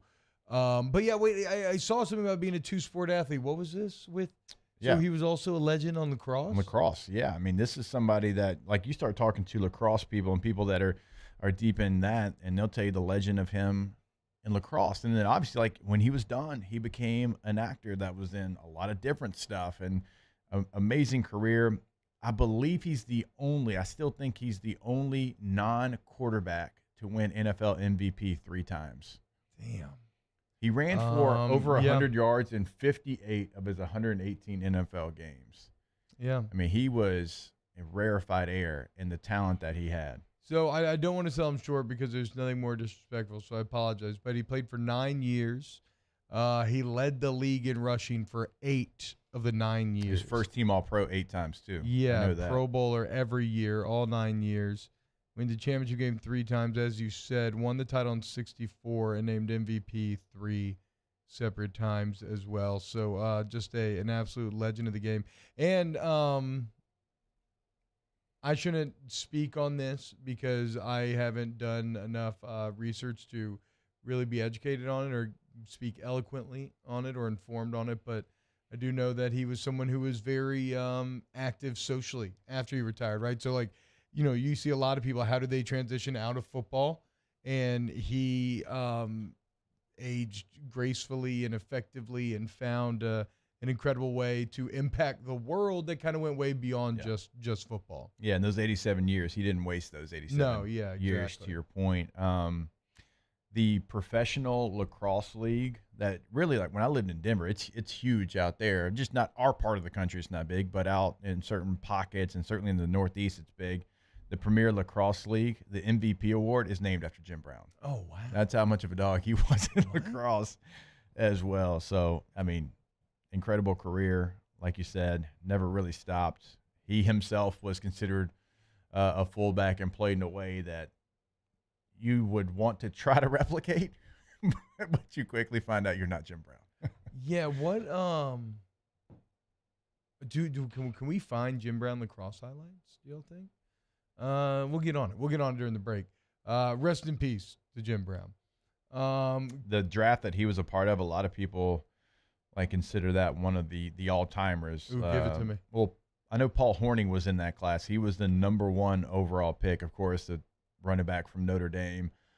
Lynn Dawson was in that class as well. Lynn Dawson, one of the most iconic pictures in sports history. And Jim Brown was in that one. I mean, you have, let's see, 1, 2, 3. Jim Parker, another Hall of Famer, was in that class. In the first, Tommy McDonald was a Hall of Famer. He's in that class. So in the first team, in the first 8 picks of the 57 NFL draft, you have 4 Hall of Famers.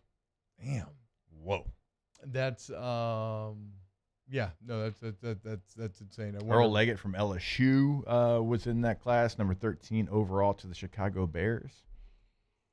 Yeah, man. Sonny Jurgensen was in that class, another Hall of Famer, came in at 43. Henry Jordan, another Hall of Famer, came in at 52. Is that normal? Like that feels like way too many Hall of Famers in one class.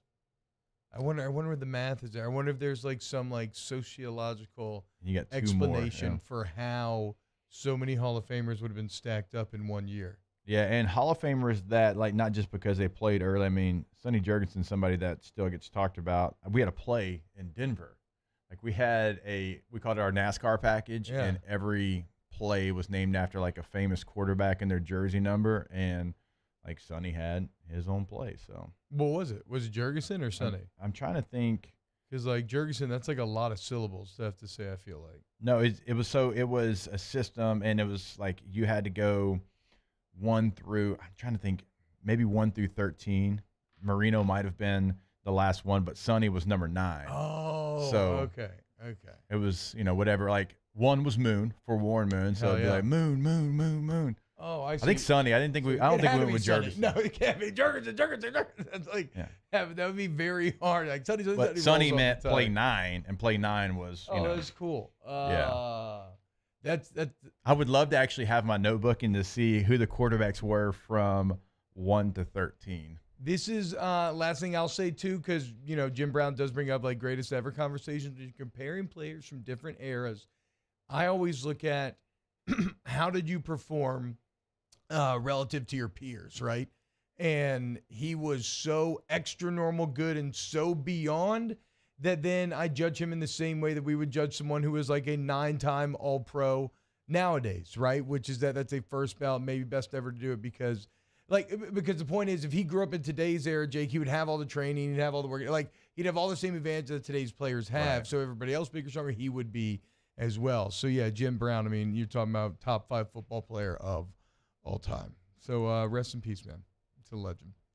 All right, when we get back, Ben Mintz on his way to Omaha. He'll be checking in here on OTB. Keep it locked. Off the bench with Hester and T-Bob. In times of need, get a full list of phone numbers, websites, and other important emergency information on the Demco Stormwatch page at 1045ESPN.com.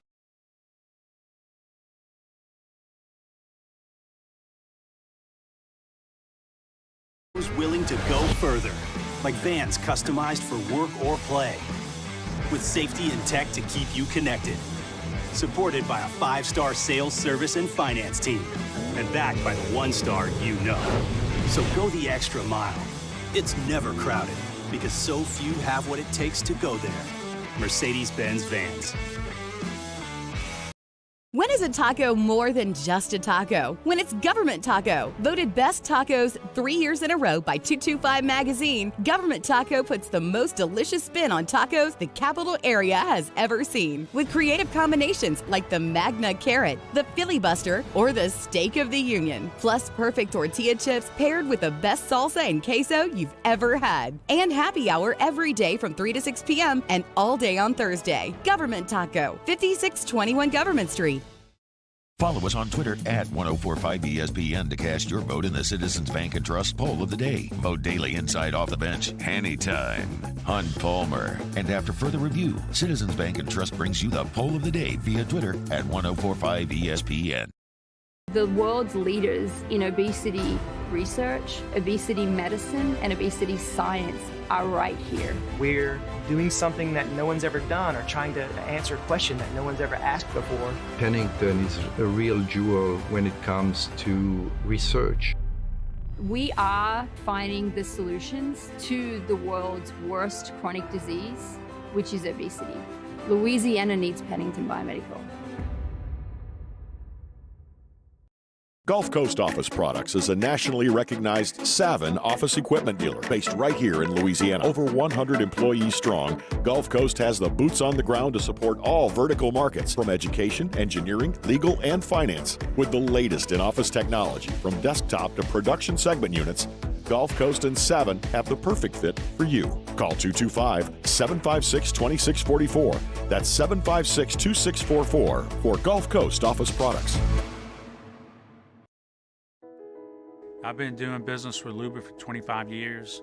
They're dependable, trustworthy. It's just the attention to detail with our clients. Our folks have years and years of experience. They're highly trained professionals, but many companies have that asset.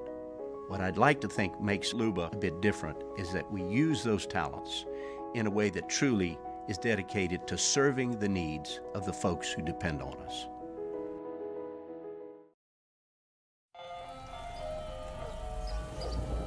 Hey there, little buddy. What's the matter? What's the matter? My windows, siding, and my door. That's what's the matter. Relief Windows can fix all that. I got you. Pop, pop. What's up? Oh my gosh, look! Curb appeal. That's a good-looking neighborhood. ReliefWindows.com. Hey, what's up, y'all? It's that time again. It's heating up. Your boat's getting ready to come out and spend all summer on the water. It's time to take your boat to the next level with front-to-back boat service, where if you want an incredible custom speaker install, it's going to blow people away in the water, that's there for you. You want an HD sonar where you can see the fish under the water before you cast, beat all your friends, that's there for you at front-to-back boat service. So don't put it off. We got the parts in right now. Get them now before they go back on back order. Front-to-back boat service.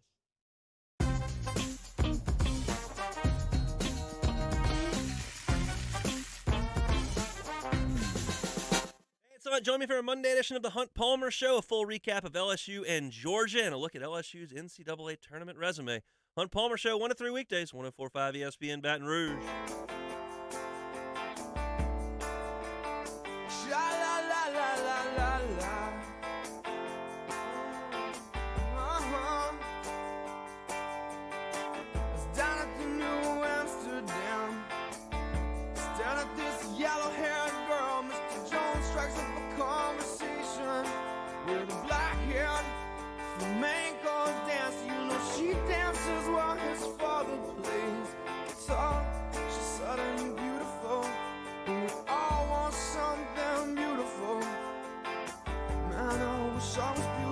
All-Star Toyota presents Off the Bench with Hester and T-Bob.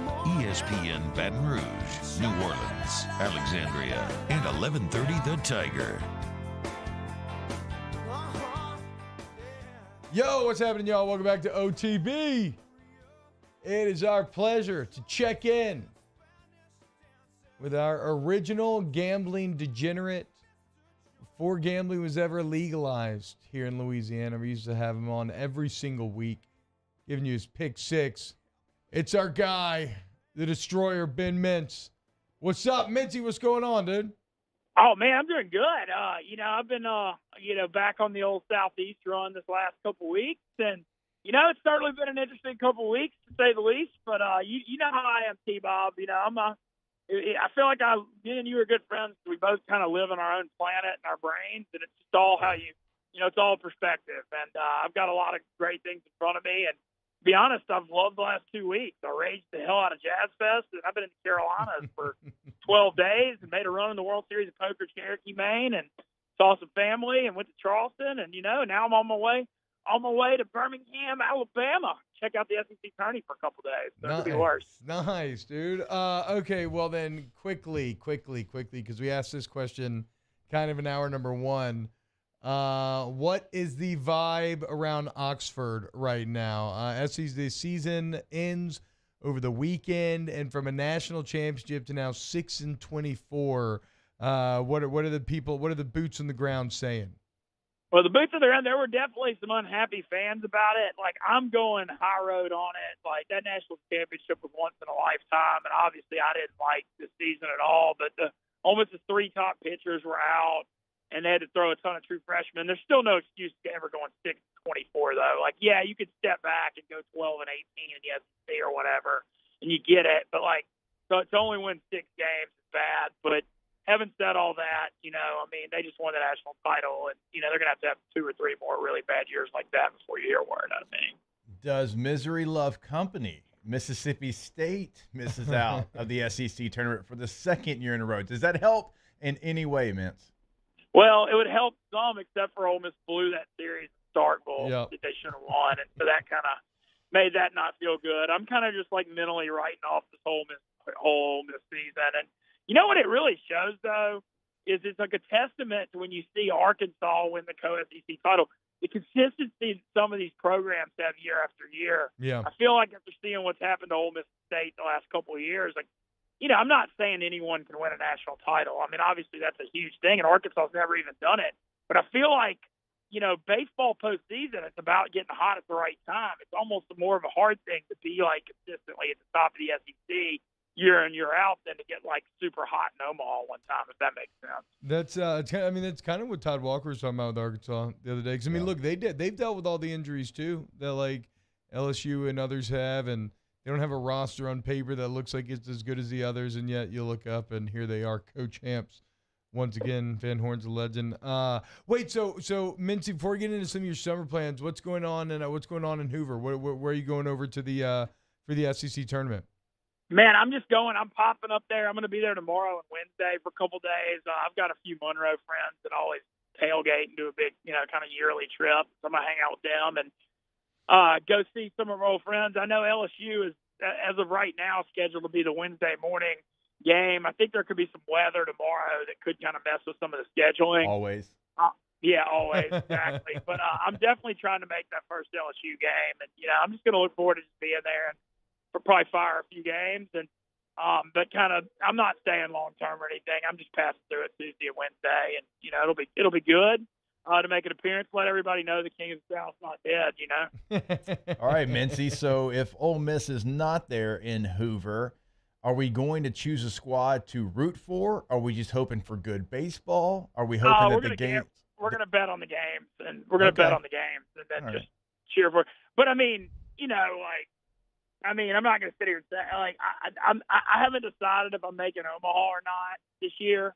Because I'm going to be in Vegas for World Series of Poker. But if I do, LSU making Omaha would make me want to go more with all the friends and stuff I have. I'll say that. There's a lot of people that are hoping that I have. A lot of people already been making Omaha plans.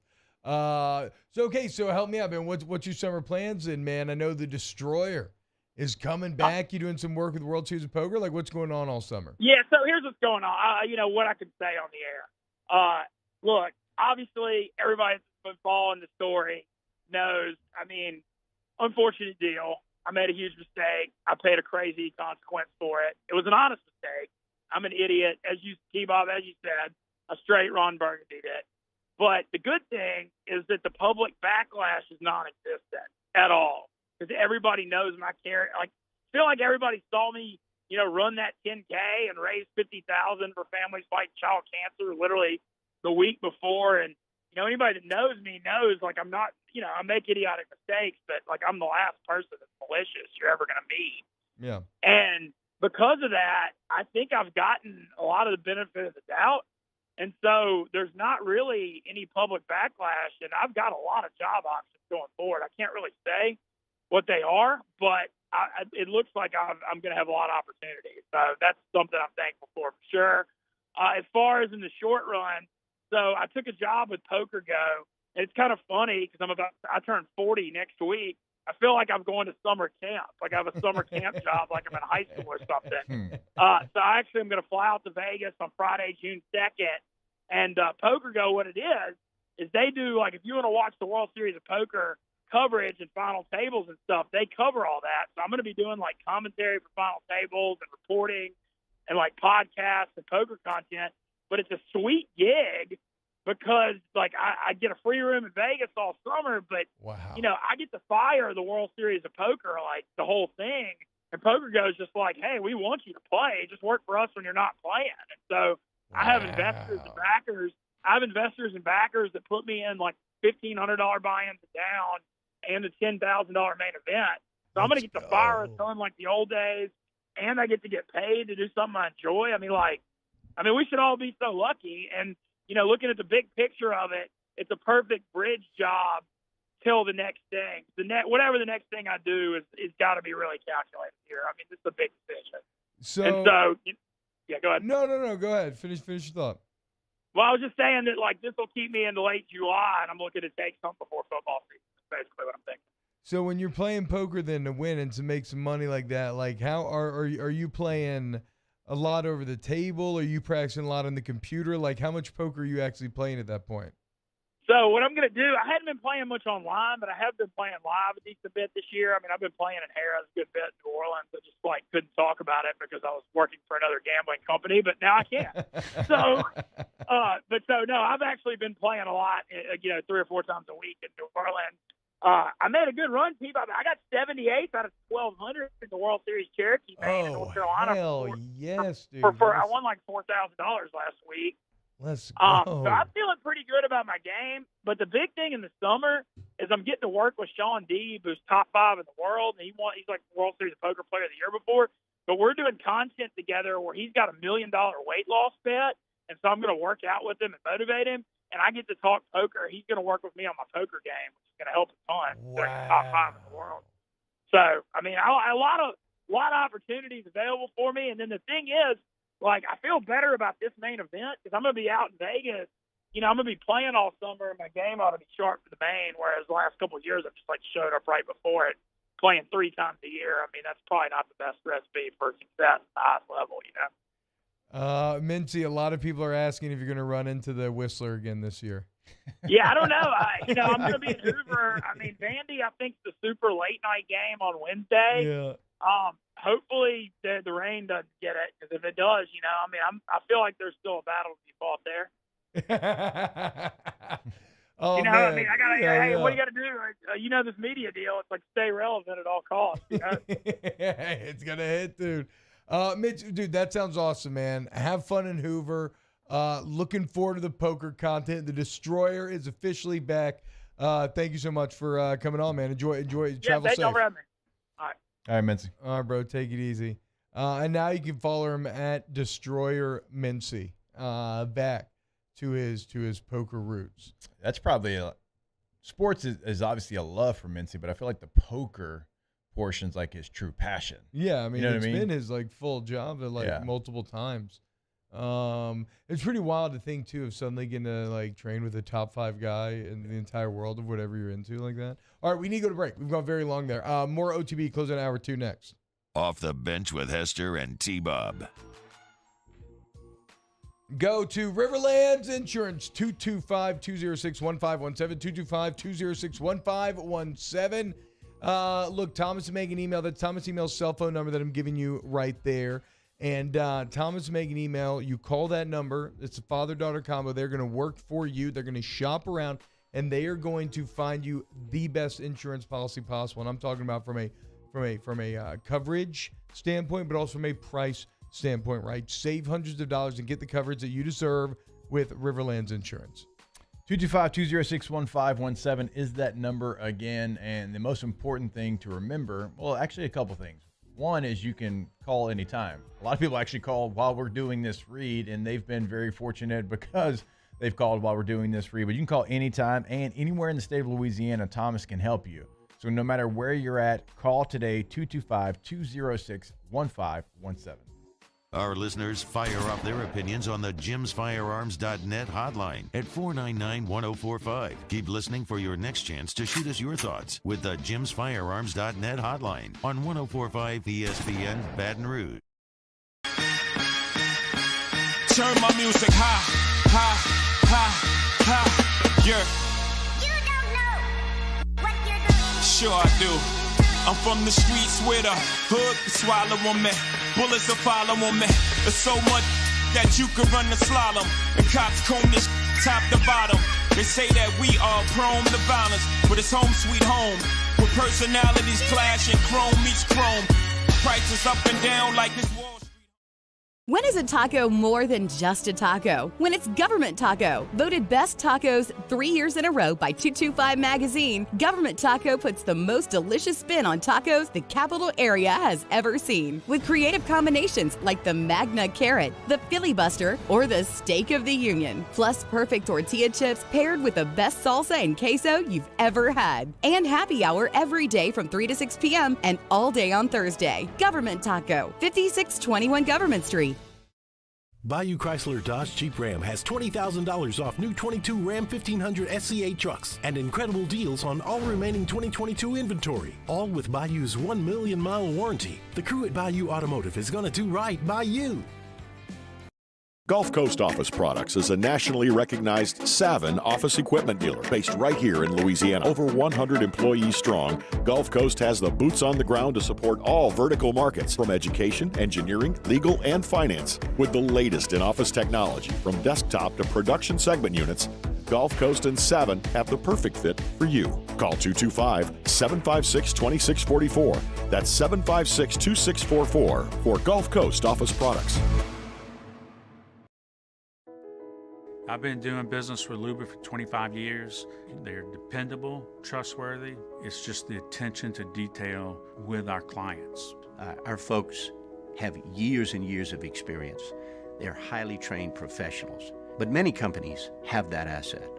What I'd like to think makes Luba a bit different is that we use those talents in a way that truly is dedicated to serving the needs of the folks who depend on us.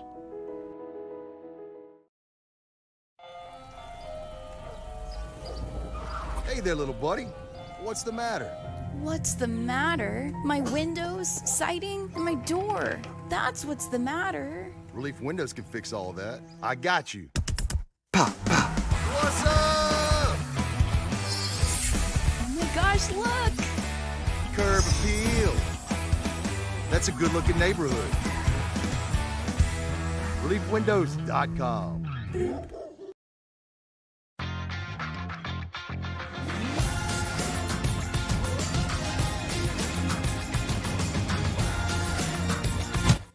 Moscona inviting you to join us for Monday's AFR, presented by Relief Windows. We'll recap LSU's weekend in Athens and start to preview the SEC tournament in Hoover. Join us for Monday's AFR 3 to 6, 104.5 ESPN Baton Rouge.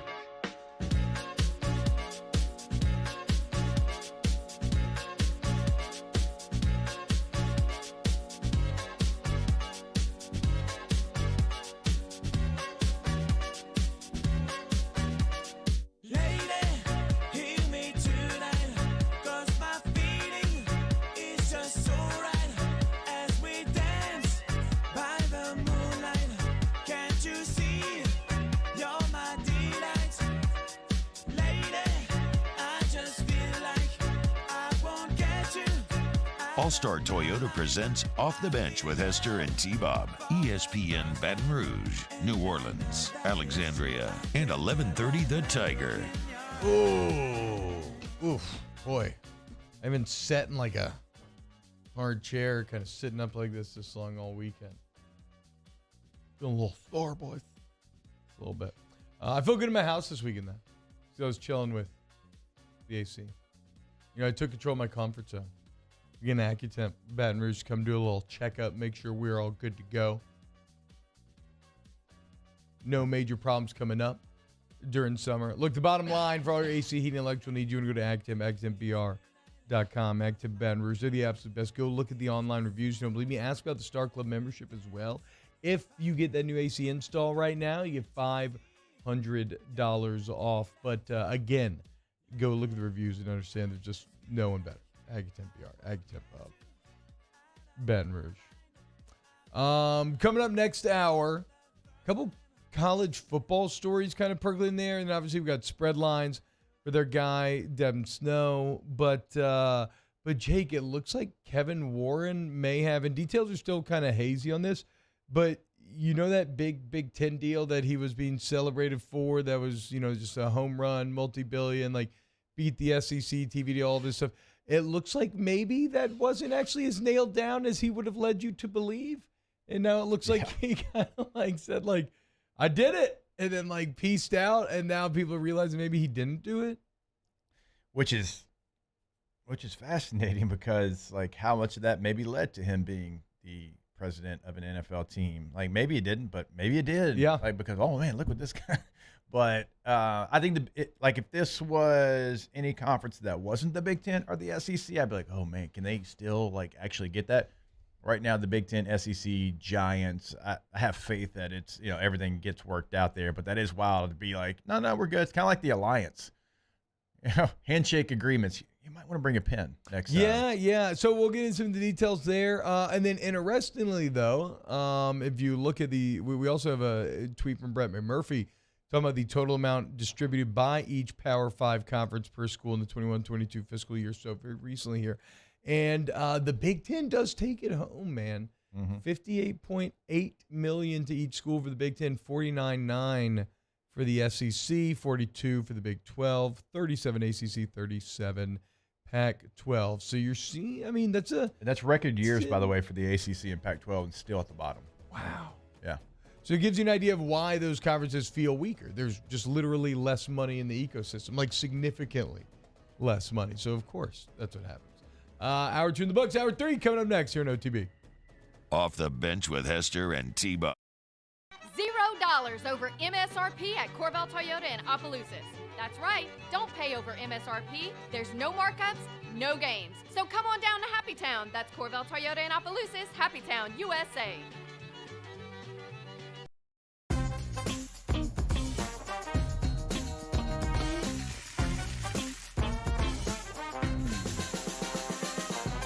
The best kept secret in town is out. Discover Tallulah at the Renaissance Hotel on Bluebonnet. Hey, what's up, y'all? It's that time again. It's heating up. Your boat's getting ready to come out and spend all summer on the water. It's time to take your boat to the next level with front-to-back boat service, where if you want an incredible custom speaker install, it's going to blow people away in the water, that's there for you. You want an HD sonar where you can see the fish under the water before you cast, beat all your friends, that's there for you at front-to-back boat service. So don't put it off. We got the parts in right now. Get them now before they go back on back order. Front-to-back boat service. The world's leaders in obesity research, obesity medicine, and obesity science are right here. We're doing something that no one's ever done, or trying to answer a question that no one's ever asked before. Pennington is a real jewel when it comes to research. We are finding the solutions to the world's worst chronic disease, which is obesity. Louisiana needs Pennington Biomedical. When is a taco more than just a taco? When it's Government Taco. Voted best tacos 3 years in a row by 225 Magazine, Government Taco puts the most delicious spin on tacos the capital area has ever seen. With creative combinations like the Magna Carrot, the Filibuster, or the Steak of the Union. Plus perfect tortilla chips paired with the best salsa and queso you've ever had. And happy hour every day from 3 to 6 p.m. and all day on Thursday. Government Taco, 5621 Government Street. Gulf Coast Office Products is a nationally recognized Savin office equipment dealer based right here in Louisiana. Over 100 employees strong, Gulf Coast has the boots on the ground to support all vertical markets, from education, engineering, legal, and finance. With the latest in office technology, from desktop to production segment units, Gulf Coast and Savin have the perfect fit for you. Call 225-756-2644. That's 756-2644 for Gulf Coast Office Products. I've been doing business with Luba for 25 years. They're dependable, trustworthy. It's just the attention to detail with our clients. Our folks have years and years of experience. They're highly trained professionals. But many companies have that asset. What I'd like to think makes Luba a bit different is that we use those talents in a way that truly is dedicated to serving the needs of the folks who depend on us.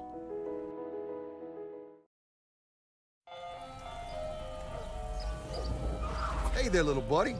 What's the matter? What's the matter? My windows, siding, and my door. That's what's the matter. Relief Windows can fix all of that. I got you. Pop, pop. What's up? Oh my gosh, look! Curb appeal. That's a good-looking neighborhood. ReliefWindows.com.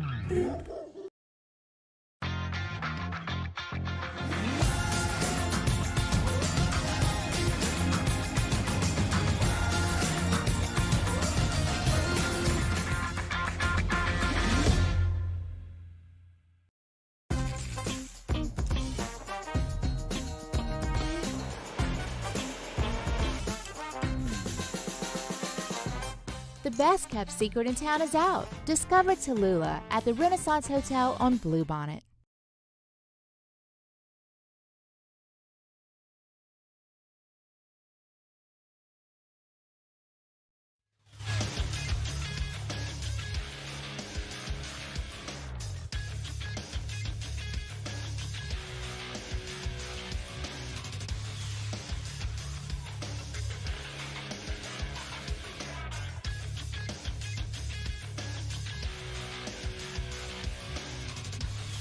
Good morning, everybody.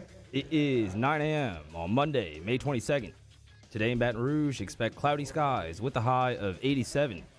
Coming up on OTB, presented by All-Star Toyota, we talk to Hol DeMayo at 9:15.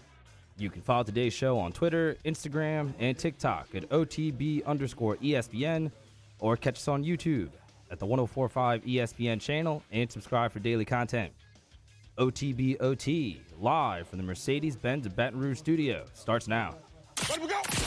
All-Star Toyota presents Off the Bench with Jacob Hester and T-Bob Hebert. Yeah. Off the Bench with Hester and T-Bob. Hey, P, they said I got to come off the bench. All-Star Toyota presents Off the Bench with Hester and T-Bob. Yo, yo, yo.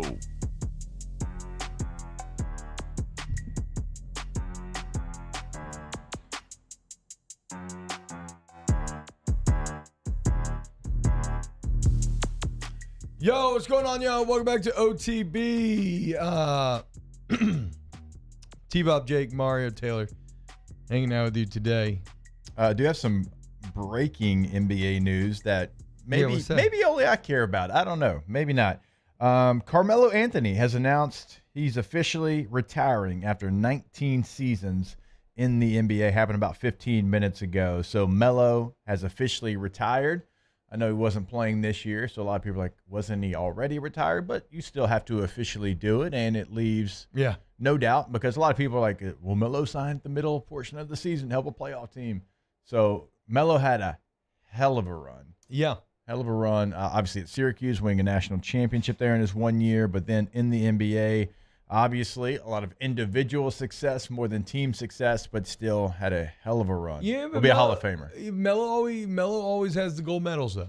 And some people may scoff at that, but, like, there's something to be said for still being, at the end of the day, feeling like you were a champion. And certainly a gold medal is a world championship. And so shout out Melo for the medals. I know, Mar, I'm sure that you and Taylor have Melo takes as well. You both love the NBA. Yeah, I think Carmelo, like Hester said, good way to put it, had more individual success and team success. What about a college natty as well, though? Exactly. Where he literally carried the team to. Sure. I mean, come on now. In New Orleans, in the Superdome, definitely give him props for that. But, at the end of the day, he's one of the great scorers of all time. I mean, I'm looking at his basketball reference right now, 10-time All-Star, 6-time All-NBA, won the scoring championship a couple of times, part of that 2003 draft class that's iconic. he definitely deserves to be celebrated. And for what it's worth, I liked his retirement video on Twitter. He basically talked about passing the torch to his son, who I believe is a senior in high school at the moment. So no pressure, dude. I know. Same for Zaire Wade and our guy Bronny. But for today, definitely shout out to Carmelo. Definitely first ballot Hall of Famer. Yep. He also gave us the incredible meme of him coming out of the crowd off the bench to shoot it, only to kind of pump fake it and laugh it off. So dude. good. Just an all-time internet moment. It makes me so happy. Taylor, do you have a Melo take? I have a different take on Melo than you guys. I'll just say he was a good shooter, and we'll leave it at that. Whoa. Okay, so I kind of like this though, because generally, I'm a big Melo fan, so I'm very interested to hear this. But, and also generally like on the day of a retirement, right, like a death, you don't bring up the exactly. That's what I'm saying. I'm gonna leave it. I'm gonna leave it at that. No. Someone on the show someone has to, dude. Give it to us. Come on, give us your take. It has always seemed like team chemistry was better before Melo joined teams. Great scorer. Just I had always had this opinion when he was playing, and obviously it reigned true. You cannot win a championship if Carmelo Anthony's on your team. Okay, but again, we have a college championship that disproves that, and we have multiple gold medals. Which I'll take the gold medals are different, but the college championship's really not that different. Like winning an NCAA championship, winning NBA finals, they're not the same, but they're not wholly dissimilar either. Like, I feel you if he had no rings whatsoever to speak of, I think that argument's solid or is like airtight, right? But I do think that's the little bit of wiggle room. Great player. I just view him in a similar light as I view Russell Westbrook. So I kind of view them similar. I think that's fair. Somewhat similar players. Different teammate though. Like he never had run-ins with his teammates Russell Westbrook. 100%. No, he's obviously beloved by all his teammates. All his teammates love Melo. Yeah, and for what it's worth with Carmelo, have a personal antidote. 2009, I talk about that game sometimes. Nuggets, Hornets, Game 3. They won by 58, and the team didn't even post a score when they sent the text message out. Back then, they didn't have Twitter. They sent text messages out to recap the games. But I thought the fit with him and George Karl when he first got in the league was a little weird because Melo honestly was, a one-way player. Wasn't very interested in playing defense. Maybe wasn't the most mature off the court. But George Karl was way too like Army general. You're going to do nothing but think about basketball. I thought that was kind of a weird fit from the beginning. George Karl's he's have you ever seen his Twitter, Jake? He's funny. He makes fun of the Lakers. He just popped. Yeah, he just popped. He like George Karl is KD but amped up to 11. Like he gets on there just for the smoke. George Karl gets on there just to fight with people and call people There's no stupid. burners. It's his account. No, that's what I'm saying. Like George Karl wants that online Twitter smoke all day. And obviously I grew up a Knicks fan, and so I'm probably going to be biased here, but I was also in the building the night that Melo debuted. I've told you all this 1,000 times, but in Madison Square Garden, the day he debuted for the Knicks after they traded for him, I'm Coming Home was playing in the Garden. The place was going crazy. I mean, I had Jackson had a Carmelo jersey that was about that big. I mean, we were all in. It was a great night. Knicks won. He played great, and that was actually during a time the Knicks were pretty good. I mean, they were at least winning a couple of series in the postseason. For their standards, they were great when Carmelo went there. Yeah, the Nothing Better boys. We were talking about having kids during the break, Mario, and how it's a little intimidating sometimes out to looking in because all you hear is parents complain all the time, and I feel you on that.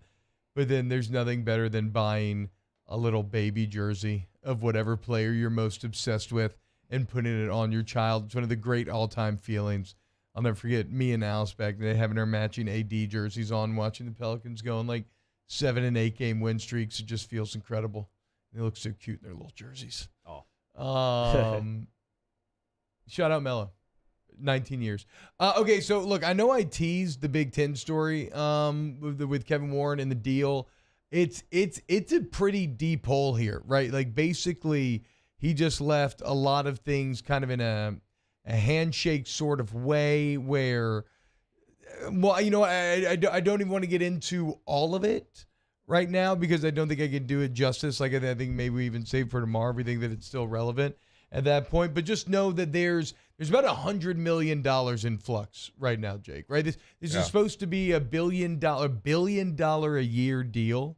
And there's about $100 million in flux in different directions. And it gets even weirder because it seems like Warren made some deals for games or maybe didn't have full authority to do so. And the ownership of these games that Warren was selling, he's selling to networks outside of Fox, but actually they're owned by, like, the rights are owned by the Big Ten Network, which is actually owned by Fox. So it's all very convoluted. Yeah. But the point of it is, it's starting to feel like maybe Kevin Warren pulled a bit of a like a literal magic act and saying, like, look at this shiny, incredible thing, as he kind of disappeared off stage left to a better, easier to manage, kind of more secure job. And really, when you take a look at it, and I was joking earlier, but like with the alliance and how big of a joke that was, obviously during COVID, Big Ten was very reluctant to be out there on the field, and obviously we talked about that whenever it happened. And now this deal, like, what did you do? Like, what? Like everything you said, like, didn't really matter. Like the alliance handshake agreement didn't mean anything. You stole two teams from, a member of the alliance in the Pac-12, and now this deal, like, does he know what a pin is? I mean, and that you're supposed to, like, sign things and make sure they're ironclad. Bruh, hey, nuh-uh. What do they say? What does Cersei tell? I believe Cersei tells Ned season 1, right? When you play the Game of Thrones, what, you either win or you die, right? Kevin Warren, look, he is Littlefinger, okay? Yeah. He could, because, like, make no mistake, he misjudged the COVID situation. He thought he was going to be ahead of the curve, right? And he thought that was the play, judging the climate. He ends up misjudging. He gets dinged hard for it. And then this was kind of an incredible comeback story of shrewd maneuvering. And it appears that now maybe there was a bit of a Schadenfreude mixed in with all that shrewdness, as well as, apparently the new guy who, actually, I didn't even know the new guy's name until I read this, Tony Petiti. How do you know? I think I've heard 7 people say it 7 Petiti? different ways. No, you're right. Petiti? No, go back to the second way you said it. Petiti? Yeah. Petiti. That's the closest I've heard everybody saying it, yes. Either way, Tony is apparently having to run around just doing a lot of horse trading, trying to make this deal come I like how you just reality. like tried to church it up there at the end with the last one, though. What? Pronunciation. Petiti? Who are you talking about? The new Big Ten commissioner, Tony Petiti. That's actually pretty good. All right, when we get back, let's talk to our guy, Dev Snow. Hold the mayo for some spread lines. Keep it locked here on Off the Bench. OTB, OT. 925-8552, 925-8552, centralplumbing.org is the website. 925-8552 is the number. The reason why I keep repeating that is because I want you to go ahead and lock it in your phone, and then you don't have to think twice when something goes wrong with your plumbing. And maybe you're even like a do-it-yourselfer. I get it, but like plumbing is that next level, man. And so don't even worry about it. Call Central Plumbing. They got 24/7 emergency service, flat rate pricing, great warranty coverage once the work is done. So you have peace of mind every step of the way. When you overthink it, don't overthink it. Go to centralplumbing.org. Go to the website and you'll see the full fleet right there on the homepage. So that means that they are ready for any job. If you have an emergency and you have a large office space, they can come in, they can fix that. If you have a large office space that you want to get renovated, they can do that as well. No matter what it is, they are ready for the work over at Central Plumbing. So go to the website today, centralplumbing.org, 225-925-8552. In times of need, get a full list of phone numbers, websites, and other important emergency information on the Demco Stormwatch page at 1045ESPN.com.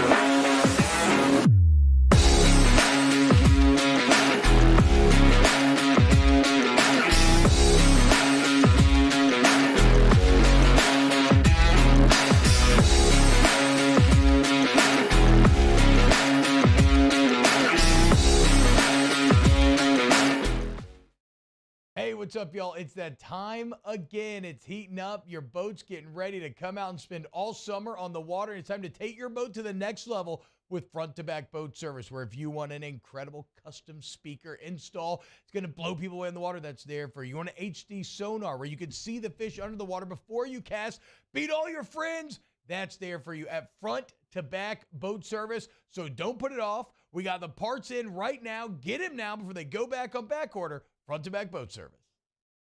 When is a taco more than just a taco? When it's Government Taco. Voted best tacos 3 years in a row by 225 Magazine, Government Taco puts the most delicious spin on tacos the capital area has ever seen. With creative combinations like the Magna Carrot, the Filibuster, or the Steak of the Union. Plus perfect tortilla chips paired with the best salsa and queso you've ever had. And happy hour every day from 3 to 6 p.m. and all day on Thursday. Government Taco, 5621 Government Street. Gulf Coast Office Products is a nationally recognized Savin office equipment dealer based right here in Louisiana. Over 100 employees strong, Gulf Coast has the boots on the ground to support all vertical markets, from education, engineering, legal, and finance. With the latest in office technology, from desktop to production segment units, Gulf Coast and Savin have the perfect fit for you. Call 225-756-2644. That's 756-2644 for Gulf Coast Office Products. I've been doing business with Luba for 25 years. They're dependable, trustworthy. It's just the attention to detail with our clients. Our folks have years and years of experience.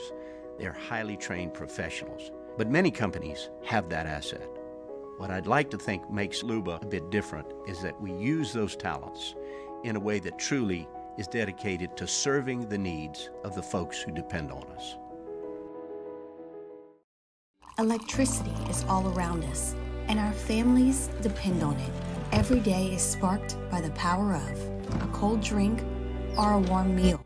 Jimmy Ott and Charles Henniger for the Monday edition of Game Time. Game Time live from Fin Bomb, Sushi Burrito, Poke Ramen, Burbank and Lee. It's Game Time Monday, 6 to 8 p.m. on 104.5 ESPN Baton Rouge. It's that hustler music, young Weezy got that money. Hustler music, so ride to it, y'all. Vibe to it, y'all. Damn, mix the hit again his head with this one. I'ma paint the city red with this one. I'ma head with this one. See you with the ball, 2 toys way before Christmas. OTB, OT, with Hester and T-Bob on 104.5 ESPN Baton Rouge and 94.7 ESPN Alexandria. Yo, what's going on, y'all? Welcome back to OTB. It is Monday, which means it's RB&R day, which means we talk to our guy, Devin Snow, a.k.a. Hold the Mayo, htmshop.com/merch. Dev, what's going on, man? How we doing this morning?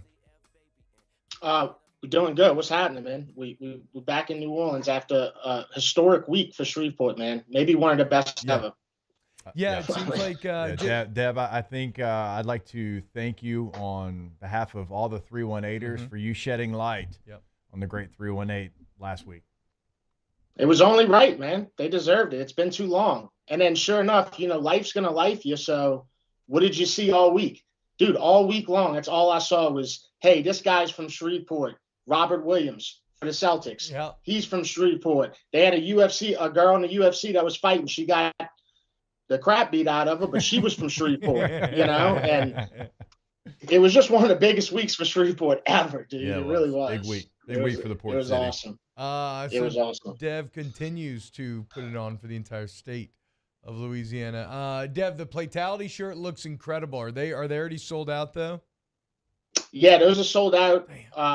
But I got some extras and I'm sending y'all some. So that's coming y'all's way. And then I just put the original ones back in stock this morning because, those been selling pretty much every time I put them out for since last June. Heck yeah, man. So that's htmsports.com /shop, right? Did I say it wrong? Correct. Okay, yeah. You did, but who cares? I'm working through a lot of post-vasectomy brain fog here. Okay, I've had a weekend of being medicated. I never, Tylenol PM. Like it's, I feel like I'm just kind of floating. Well, I guess I got so many questions about it. I really do. I've been thinking about it today. I've been thinking about your sack for days, man. I just.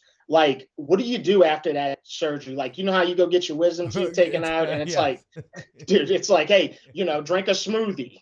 Can you drink a smoothie when you get your tubes messed with? I don't know. It's a better question than maybe you realize, because okay, so you choose whether to go to sleep or not, right? I'm not going to sleep for that. It's like, it's not that big of a deal. So you don't go to sleep, so it's like a local anesthesia, right? Didn't feel anything during, but then you get done and you can't feel anything, but you're hurt down there, right? Yeah. So you gotta be very careful, and you don't want to get cocky and just walk normal, especially I got these thick thighs, right? Like, you do a lot of damage if I'm just walking normal. And so I had this very funny moment where I still couldn't feel anything. I was still a little loopy, and I'm just walking myself down to the waiting room to wait for my wife to come pick me up. And I'm sitting here walking like a cowboy, like super slow, going so careful, literally walking out of the urologist's office looking like a dog that just got snipped. Like, it reminded me of one time when I was like 10 years old, I helped my uncle castrate these goats on our farm. This is a story. I had to sit down and hold them by the horns and look at them in the eye as he took a straight razor and just grab the testicles, cut them open, cut them off, spray disinfectant, let them walk. But I'll never forget the goat screams or how they looked at me. But also, I'll never forget when they walked off, this little hurt little walk they were doing. And that's how I felt. I felt like one of those goats leaving. Yeah, they had a hurt walk. Yeah, bro. You razor blade their nuts off. I mean, bro, it was insane. That was and then just sprayed some stuff on them, you said. I hear some Neosporin spray. This was my uncle taking full advantage of my city boy insecurities, where I was always desperate to prove myself. That I could handle country boy and Cajun and farm activities. And so who can handle that? But how many people can handle that? To watch a goat get his balls chopped off and you gotta look him in the eyes. That's a lot to handle. Have you ever heard a goat yell? It's no. It's kind of like a kid. It's pretty wild yell. But that was in my mind the entire time when I was leaving, were those goats.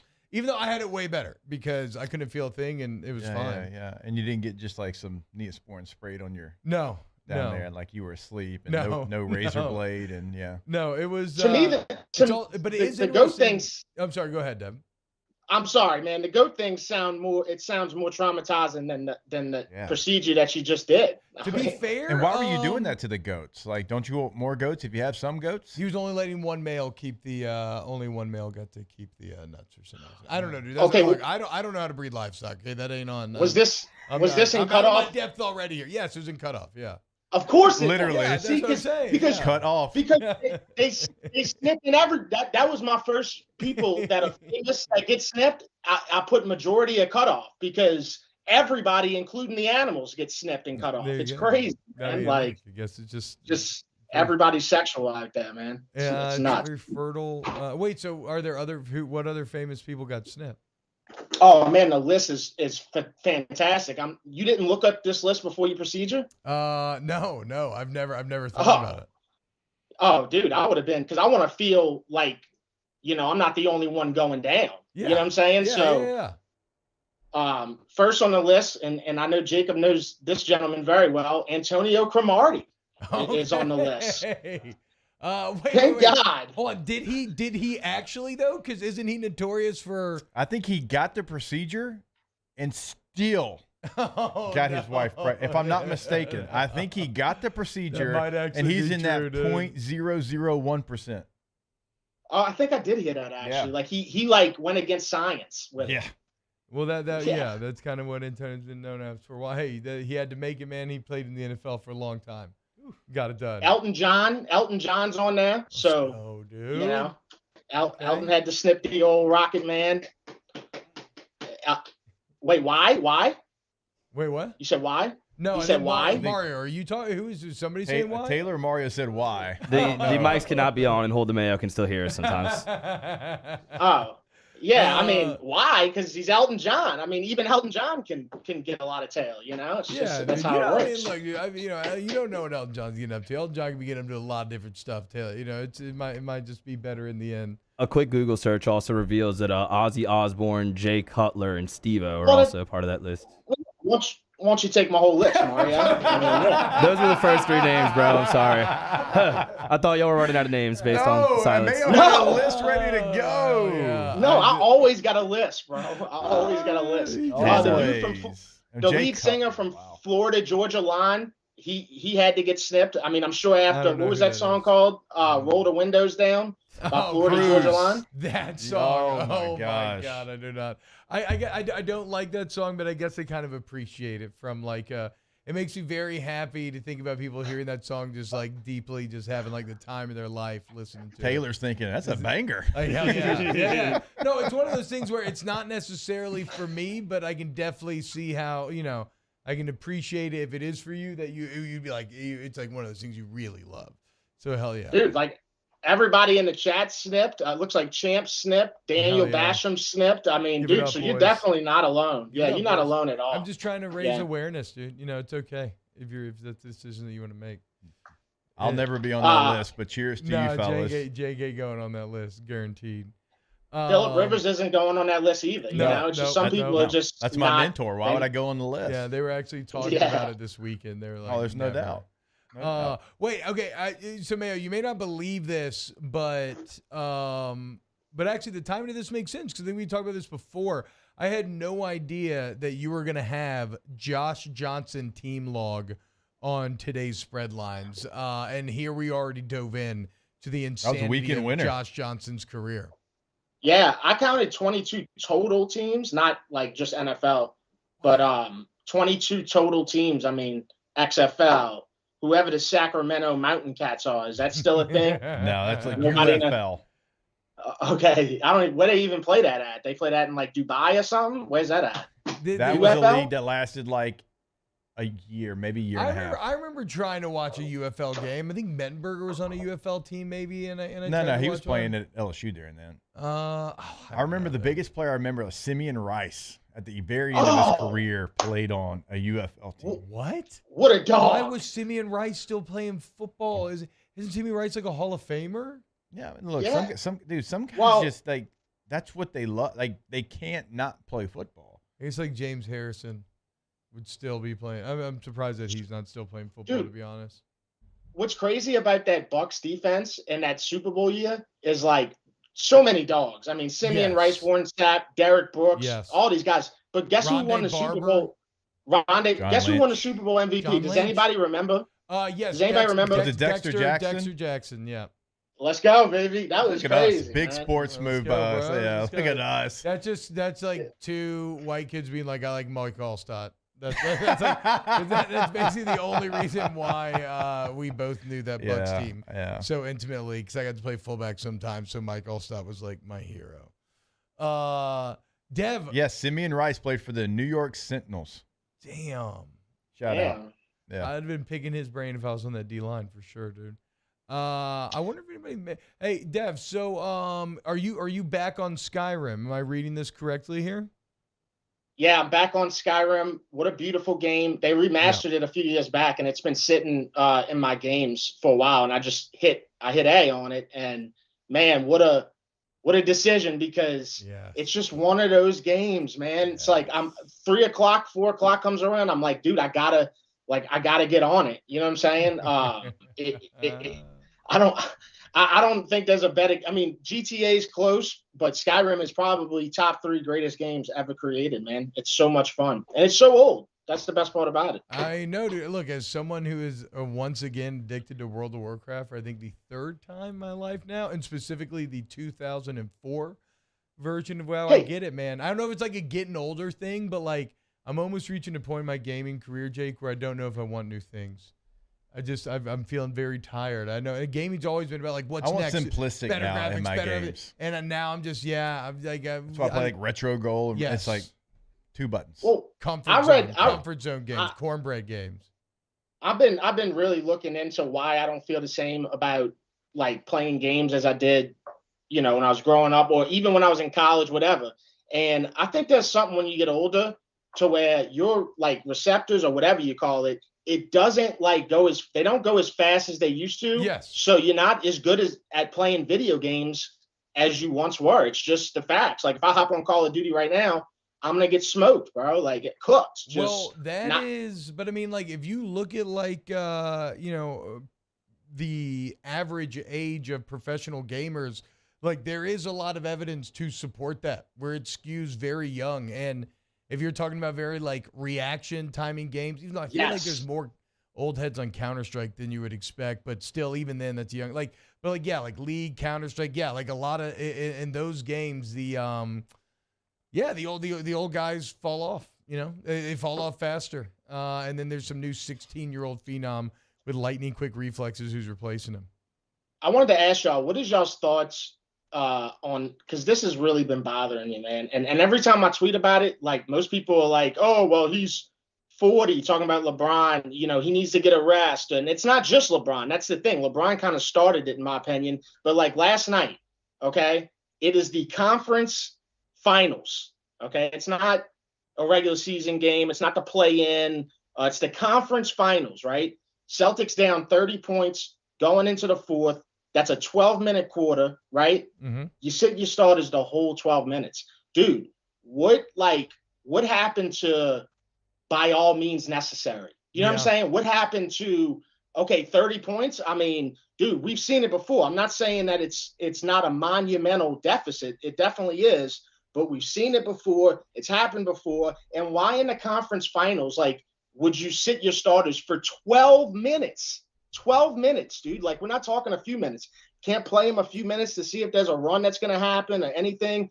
And baseball, when they down 10 runs in the MLB, do they pull the starters in the ALCS? Do they pull the starters and they like, oh, we'll just wait till next game? Dude, it just makes no sense. NBA is the only sport that does this. It goes against anything historic, like players like Jordan, Kobe, and I know I sound like the old school guy, but come on, man, like somebody's got to agree with me from the standpoint of, dude, why are you packing it up with 12 minutes? So I think this is kind of a fascinating conversation, right? Because this is the Celtics at that point saying, we accept that this game is lost, and therefore we're doing everything we can to try to maximize next game. Jake, are they right in accepting that game is lost? I mean, there's probably like you could go back in NBA facts and like find 7-8 teams that have done this and it's worked out for them. Maybe I don't know. I just know you're getting your ass whipped and it's a bad look. Like for me, you got to play. Like you have to play. Like you're not saving up for a game 7. Yeah. You know what I'm saying? Like if you're saving up for a game 7, Deb, I was like, okay, game 6, it's out of hand. You don't want anybody to get hurt. You got to save up for game 7. I'll get behind that. True. But when you're getting your ass whooped like they are, that's true. And now you're not like, what are you saving them up for? Like, no, you're down. You're down bad. You have to have a miracle happen. So I'm never going to be behind sitting guys. Like you could give me examples of when it's happened, it's worked out maybe, but I don't really want to hear any of that because it's the playoffs. Like the last thing, like in the NFL, if you're down 28-0 in the fourth quarter in a playoff game, you don't take your starting quarterback out. Like he's still out there trying to do the 2-minute drill the whole fourth quarter to get your team back in it. Yeah, that's a little surprising. At least like Dev said, at least like first 4 minutes, right? And see if you can do something just torrid and kind of get the ball rolling at least. Well, and look at that game last year, and I know it's a different sport, but look at football. Look at the Vikings in the regular season. Dude, they were down by what, 33 or something like that? And come on, man. Came back. Bro, I mean, dude, everybody was tweeting about, hey, this is the worst football team, blah, blah, blah, including me. And, they came back and won that game, bro, like based off of pure will, man. Like, I just don't understand, especially in the conference finals, man. Like, I don't know. It's just a huge, like, this is the new NBA for me. It's representative of the more general disconnect that you find from some NBA old heads who don't love the direction of the new game, the new version. And who do we blame for that? I got to, man. I got to put the blame on LeBron, dude. LeBron started that. LeBron was the one that started the whole sitting out in the fourth quarter, sitting out half the season. That's LeBron, bro. But but then how do you feel about a guy like Jimmy Butler, who clearly saves himself for the playoffs, but then has like the ultimate tough guy persona during the playoffs and just plays unbelievable? I'd rather that 100 out of 100 times. And also, they not tweeting. People aren't tweeting that this dude's got Jordan DNA in him for no reason, bro. Like, But he does chill during the regular season. Like, he does do load management.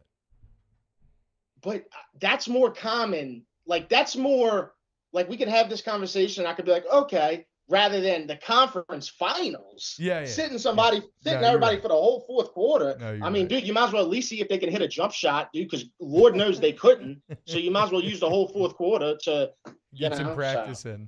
Just get some shots up. No, I feel you, dude. I'm just playing devil's advocate here. Wait, Dev, did you go on Raw Room with Jalen Collins? I did, man. How was that? It was good. It was a fun time, man. I just sat there, I drank like 6 Abitas and was on there for an hour, and it was super. I love going on podcasts. People don't ask me enough to go on podcasts. Every time I go on them, it's a great time. You know, we were at Sneaker Politics, which I never even been in there. You know, I didn't see anybody else. Do people buy shoes from Sneaker Politics, like inside the store? I don't know. You know, but I think they probably ordered them online through them, though.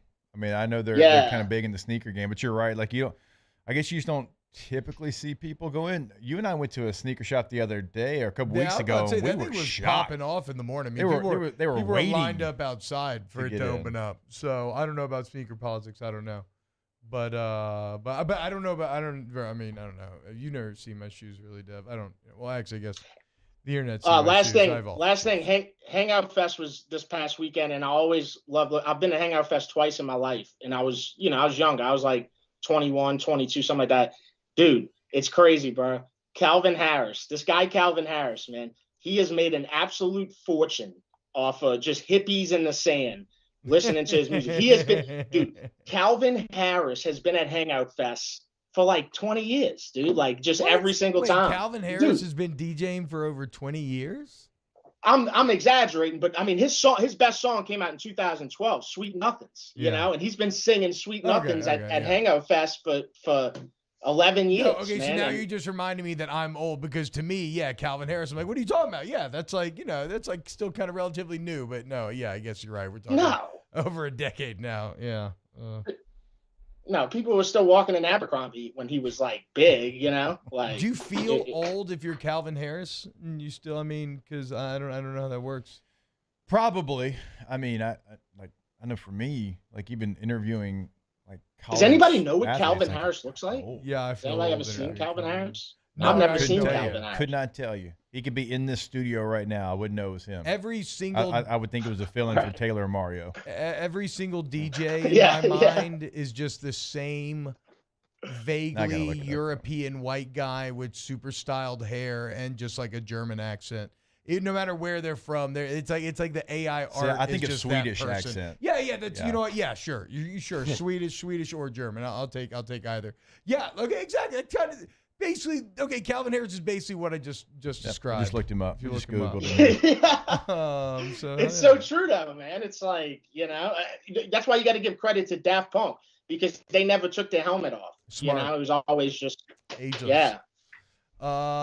Dev, anything else to remind the people about on the way out here?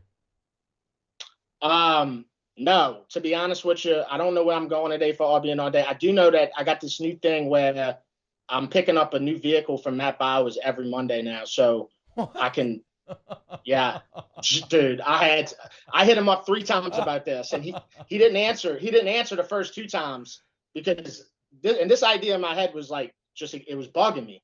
And I hit him up twice. He didn't answer. The 3rd time, he's like, hey, man, I really don't give out vehicles like that, but let's do it. I was like, bro, yeah, let's do it, because that's going to hit, just whatever vehicle he's got on the lot. It's going to be the weirdest one. It could be about to blow up, whatever, but it's going to be on sale once I'm done with it. So just another for RB and all that.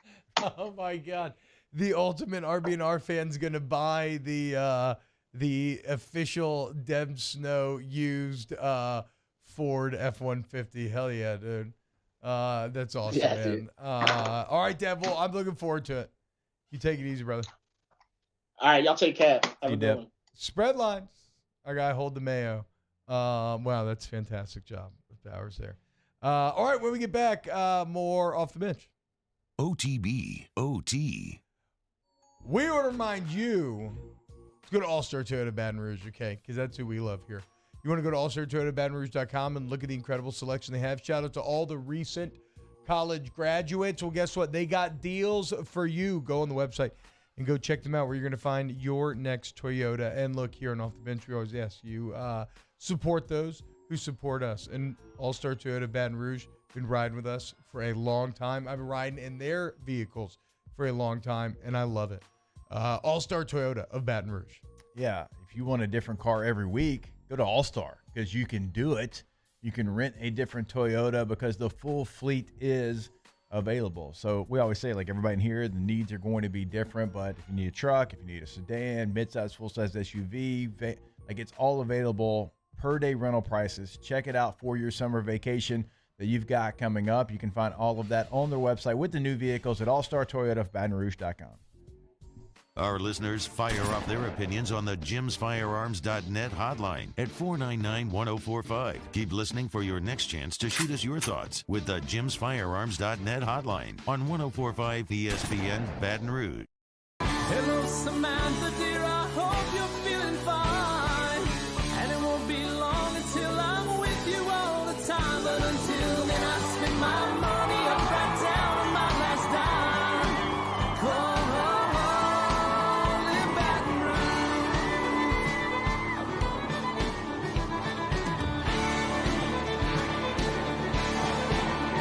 Operator, won't you put me on through? Gotta send my love down the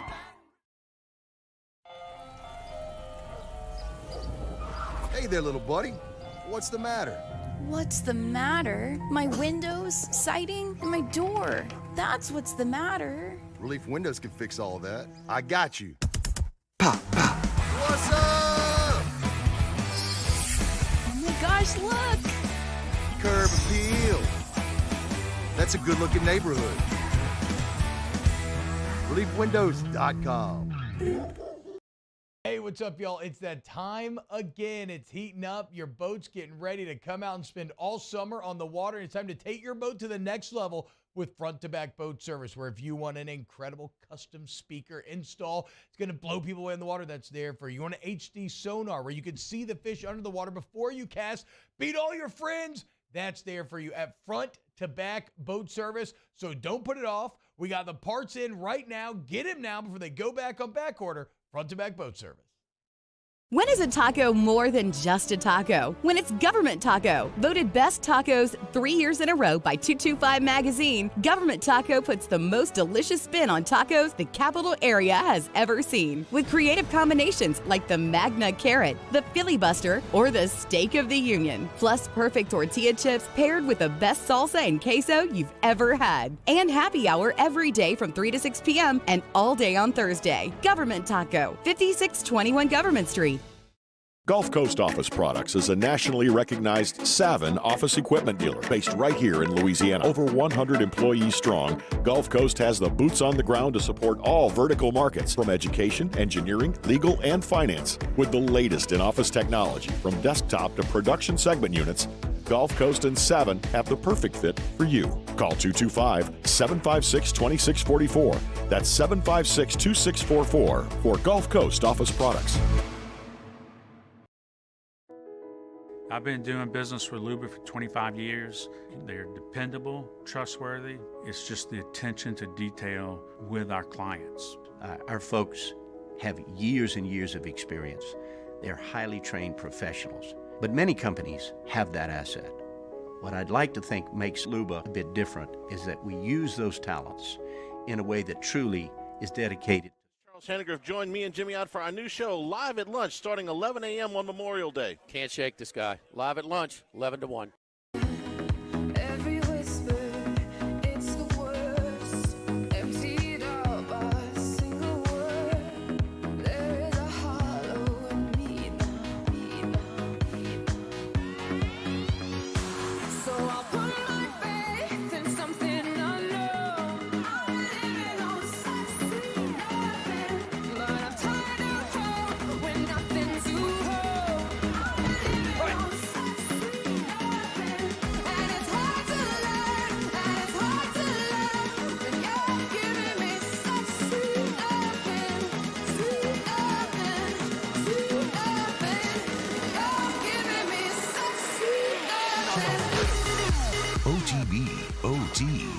Hester and T-Bob on 104.5 ESPN Baton Rouge and 94.7 ESPN Alexandria. Oh my God, this reminds me of my 20s, dude. Like my entire 20s, just being so sweaty, just dancing, just freaking people out on some random bar dance floor. Just a big, heavy breathing, bearded, sweaty mess in like jeans and a Robert Graham button up. Freaking him out. You a Gene Chizik? The color contrasting cuffs, baby. What in the Modern Family? That is actually exactly where that joke came from. I did not think anybody else would know that. Yeah. Cameron, Eric Stone Street, season 1. Nice pull, dude. Shout out Calvin Harris. Okay, something that we did want to touch on real quick. Well, actually, Mara, real quick, because you could have spoken up during the interview, but I know it gets weird with all the guests. But you say there's never been a 30-point comeback in the fourth quarter of an NBA game or an NBA playoff game? NBA playoff game, I think is what he was saying. The craziest instance of that I could think of is Game 3, Pelicans and Warriors. When they beat the Pelicans in the first round, the Pels, I believe, were up by 21 going into the fourth quarter, and Golden State won. That's the craziest one I've seen. Personally. Well, the crazy part about that game is how just inevitable it felt that night. I'll never forget just tearing out my hair, yelling for somebody to get a rebound. Yes, with each Sean Livingston mid-range jump shot, that felt more inevitable. Dude. That was one of the all-time bad feelings I've ever been in a stadium. Like, even if Curry makes that first three that he misses when his foot's on the line, then it's actually a 2, and then he gets instead the second chance. I remember it so well, though. It was the first couple minutes of that quarter. Sean Livingston came in and just annihilated the Pelicans bench. Just jump shot after jump shot. Then Curry, Clay came back in. The rest is history, yeah. Okay. Well, real quick here, I kind of screwed this up because we probably should have gone longer on this. This is a good pull by you, Taylor. But John Sigler, who writes for Saints Today for the USA Today Wire, or Saints Wire, Saints Wire for USA Today, Jake, put forward the idea of maybe trading for Hunter Renfrow, saying that, and I guess a lot of this feels on how depends on how the Raiders feel about Hunter Renfrow, but a big contract. He's got a big contract, right? Yeah. And the Saints have more than enough cap room to absorb his contract and then renegotiate. Like, if the Raiders trade him post one of those calendar dates, I think it's like June 2nd, July 2nd, something like that, they will get $11 million off their books. And the Saints have some assets to play with. I mean, right from the Chauncey Gardner-Johnson trade, you still have that 6th-round pick, maybe something like that. Like, I guess the point is, there's a world out there where maybe the Saints could add Renfrow for a, cheap price, but I guess it all hinges on, do you think the Raiders would even, do they have any desire to send Renfrow? Hey, you never know. You never know exactly where their mindset is. It's obviously a new coaching staff from who drafted him, and really where he got that big deal was from a previous coaching staff. True. So you never quite know how somebody new is going to view a player. Everybody's going to view a player different, certainly a head coach. Like, someone might be beloved by this head coach, and this head coach is like, he can't play for me. I mean, that happens all the time. It sounds crazy, but it happens. So you just don't know where McDaniel's headset is. But, I mean, he's had some success with some receivers in the slot that look like Renfrow. Yeah. In New England with Welker and Edelman and Amendola. So they've had success there. So I wouldn't assume that he's looking to get rid of Hunter Renfrow. But like I said, you don't know. But I would bet on him being a Raider. Yeah, it'd be a weird move bringing in Garoppolo and then being so willing to deal with Renfrow just for a late round pick. Now, to be clear, if that deal is on the table for the Saints, I'm taking it 1,000 times out of 1,000. Right? I will give up a late round pick to add Renfrow and do all the financial shenanigans that you're going to do and try to maximize what? A late round what? Did I say plick? What did I say? Can we? Did I say? You said prick. Like if you prick your finger? Yeah. Well, I don't know, man. Look, I don't know, man. It's just funny because it actually went with what you were saying. It could sound like English language. Gotta love it. Exactly. Well, it's also, what is weird about the English language is that we felt like we couldn't say prick. But obviously you can. Yeah, I'm just like. Pricked by a rose. Yeah. Prick your finger, all that stuff. Let's go to break. When we get back, so whatever. Trade for Hunter Renfrow if you can. When we get back, let's do Ask That. Wait, real quick, do you want to remind you to go to Page Plus Urgent Care? Sorry, Page Plus Urgent Care. PagePlusUC.com. Any occupational medicine needs that you have, any like drug testing, anything like that, man, chances are the businesses you're used to working with aren't exactly the nicest rate. You go check out the Mid-City location, Page Plus, see what they can offer you. They're your one-stop shop for all those needs. And Jake, even if you're just feeling sick, dude. Yep. Even if you're, maybe in studio and all of a sudden you get here and it's just like, I feel like I'm about to pass out. Then you go see them and they'll get you better. They'll get you back to feeling like yourself. You got locations all across the Baton Rouge area. It's going to be a convenient location for you. So go check them out. PatientPlusUC.com. OTB, OT. In times of need, get a full list of phone numbers, websites, and other important emergency information on the Demco Stormwatch page at 1045ESPN.com. There it is, the extra mile, on the border of expected and extraordinary for those willing to go further, like vans customized for work or play, with safety and tech to keep you connected, supported by a 5-star sales, service, and finance team, and backed by the 1-star you know. So go the extra mile. It's never crowded, because so few have what it takes to go there. Mercedes-Benz Vans.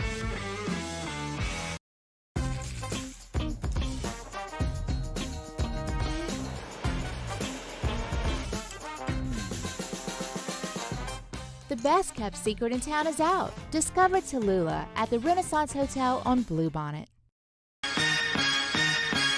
Turn my music high, high, high, high, yeah. You don't know what you're doing. Sure I do. I'm from the streets where the hood can swallow on me. Bullets will follow on me.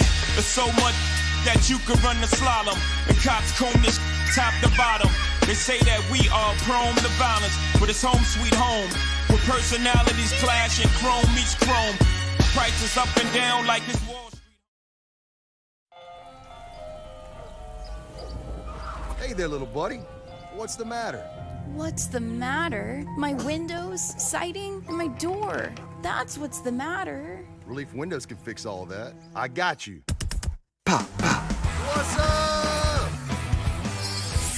Oh my gosh, look!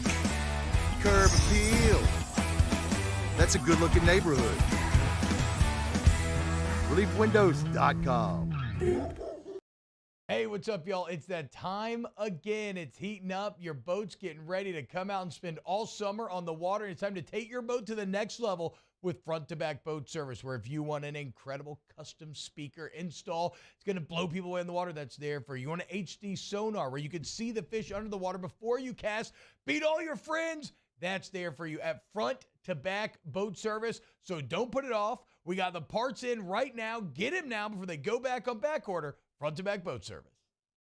When is a taco more than just a taco? When it's Government Taco. Voted best tacos 3 years in a row by 225 Magazine, Government Taco puts the most delicious spin on tacos the capital area has ever seen. With creative combinations like the Magna Carrot, the Filibuster, or the Steak of the Union. Plus perfect tortilla chips paired with the best salsa and queso you've ever had. And happy hour every day from 3 to 6 p.m. and all day on Thursday. Government Taco, 5621 Government Street.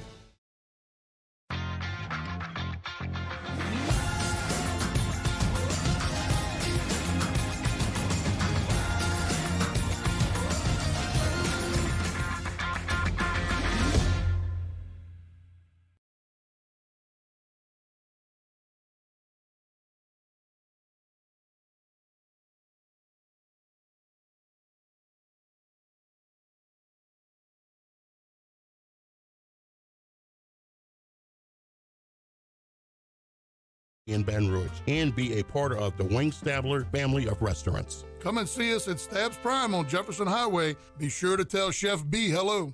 There's a child in foster care waiting for a volunteer like you. Please visit casabr.org today to learn more. Bayou Ford and Bayou Chrysler Dodge Jeep Ram. 5 brands on one lot. Shop BayouAutomotive.com. Follow us on Twitter and Facebook at 1045 ESPN and on Instagram at ESPN 1045. For a look behind the scenes, highlights from our shows, the chance to participate in exclusive contests, and more, with 104.5 ESPN Baton Rouge. Charles Handegraaff, the regular season is in the books. They're headed to the SEC tournament in Hoover. We talk about it on Handy Time for one more week, noon weekdays on 104.5 ESPN Baton Rouge.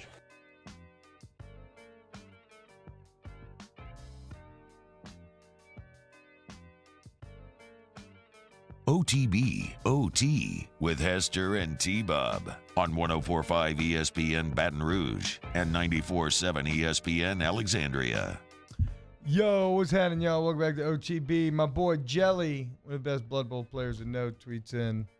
Says, Carmelo is a first ballot lock for Hall of Fame. Carrying Syracuse to a title, 10-time All-Star, 6-time All-NBA, top 10 all-time points, only USA guy with 3 golds, and career leader in points, rebounds, and games for Team USA. Say no. It's a winner ball. Yep. Shout out Melo. Taylor. You bum. You hater. Ask the Bench, brought to you by Cold Curse Life. Visit our Hotels of Blue Moon Light Sky. Such a sweet. Are you ready for the Panthers win game 3 tonight? Heck yeah. Scratch them. Ask the Bench. Jenna says, what type of DIY projects do you think you're best at? Plumbing? Electrical? Carpentry? Hanging stuff on walls. I would say That's where I'm electrical. maxing out. Probably for me. True, best at. Damn, bro. That's intense. I don't really mind folding clothes. Like, my girlfriend complains all the time about folding clothes. I somewhat enjoy that activity. Is that a DIY? Do it yourself? It's the closest thing. Right. Based on what y'all said and the options y'all gave. All right. I did tighten my shower head the other You day. did. You did. Yeah, not to brag. Yeah. And that fixed the slight plumbing issue I was having. I was going to say whether it's like anything with a drill, really. Pretty good with a drill.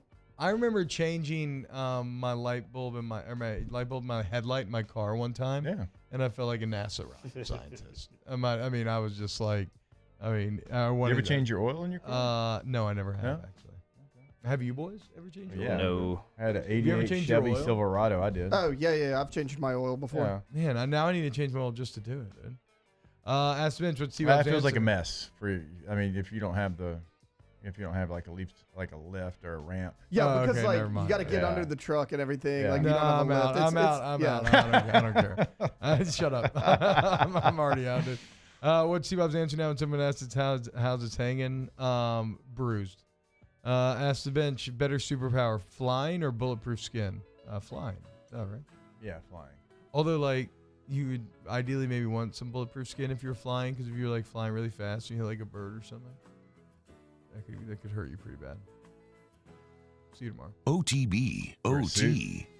Restore me, refuel me, Rejuvame Medical. Okay, you want to feel younger, you want to feel better. Just kind of walk around with that confidence they used to have back then. Do some upkeep on your body, man. Okay, I don't care if you're 20, 30, 40, 50. Aging happens to us all at different rates. And the bottom line, whether you're male, female, Rejuvame understands that they want to customize a plan for you to get you where you want to be. So accomplish your goals here in 2023. Go to Rejuvame Medical, RejuvameMedical.com. Yeah, go to that website. There you'll find a list of conditions they can help you out with. And it can be something different. Fatigue and insomnia, mood and memory problems, thyroid deficiency, weight gain. You're working out, you're eating healthy, but you can't figure out why you're not losing weight. Well, they can help you. There is something that is blocking that, and they can unlock it over at Rejuvame. RejuvameMedical.com is the website, 225-719-4546.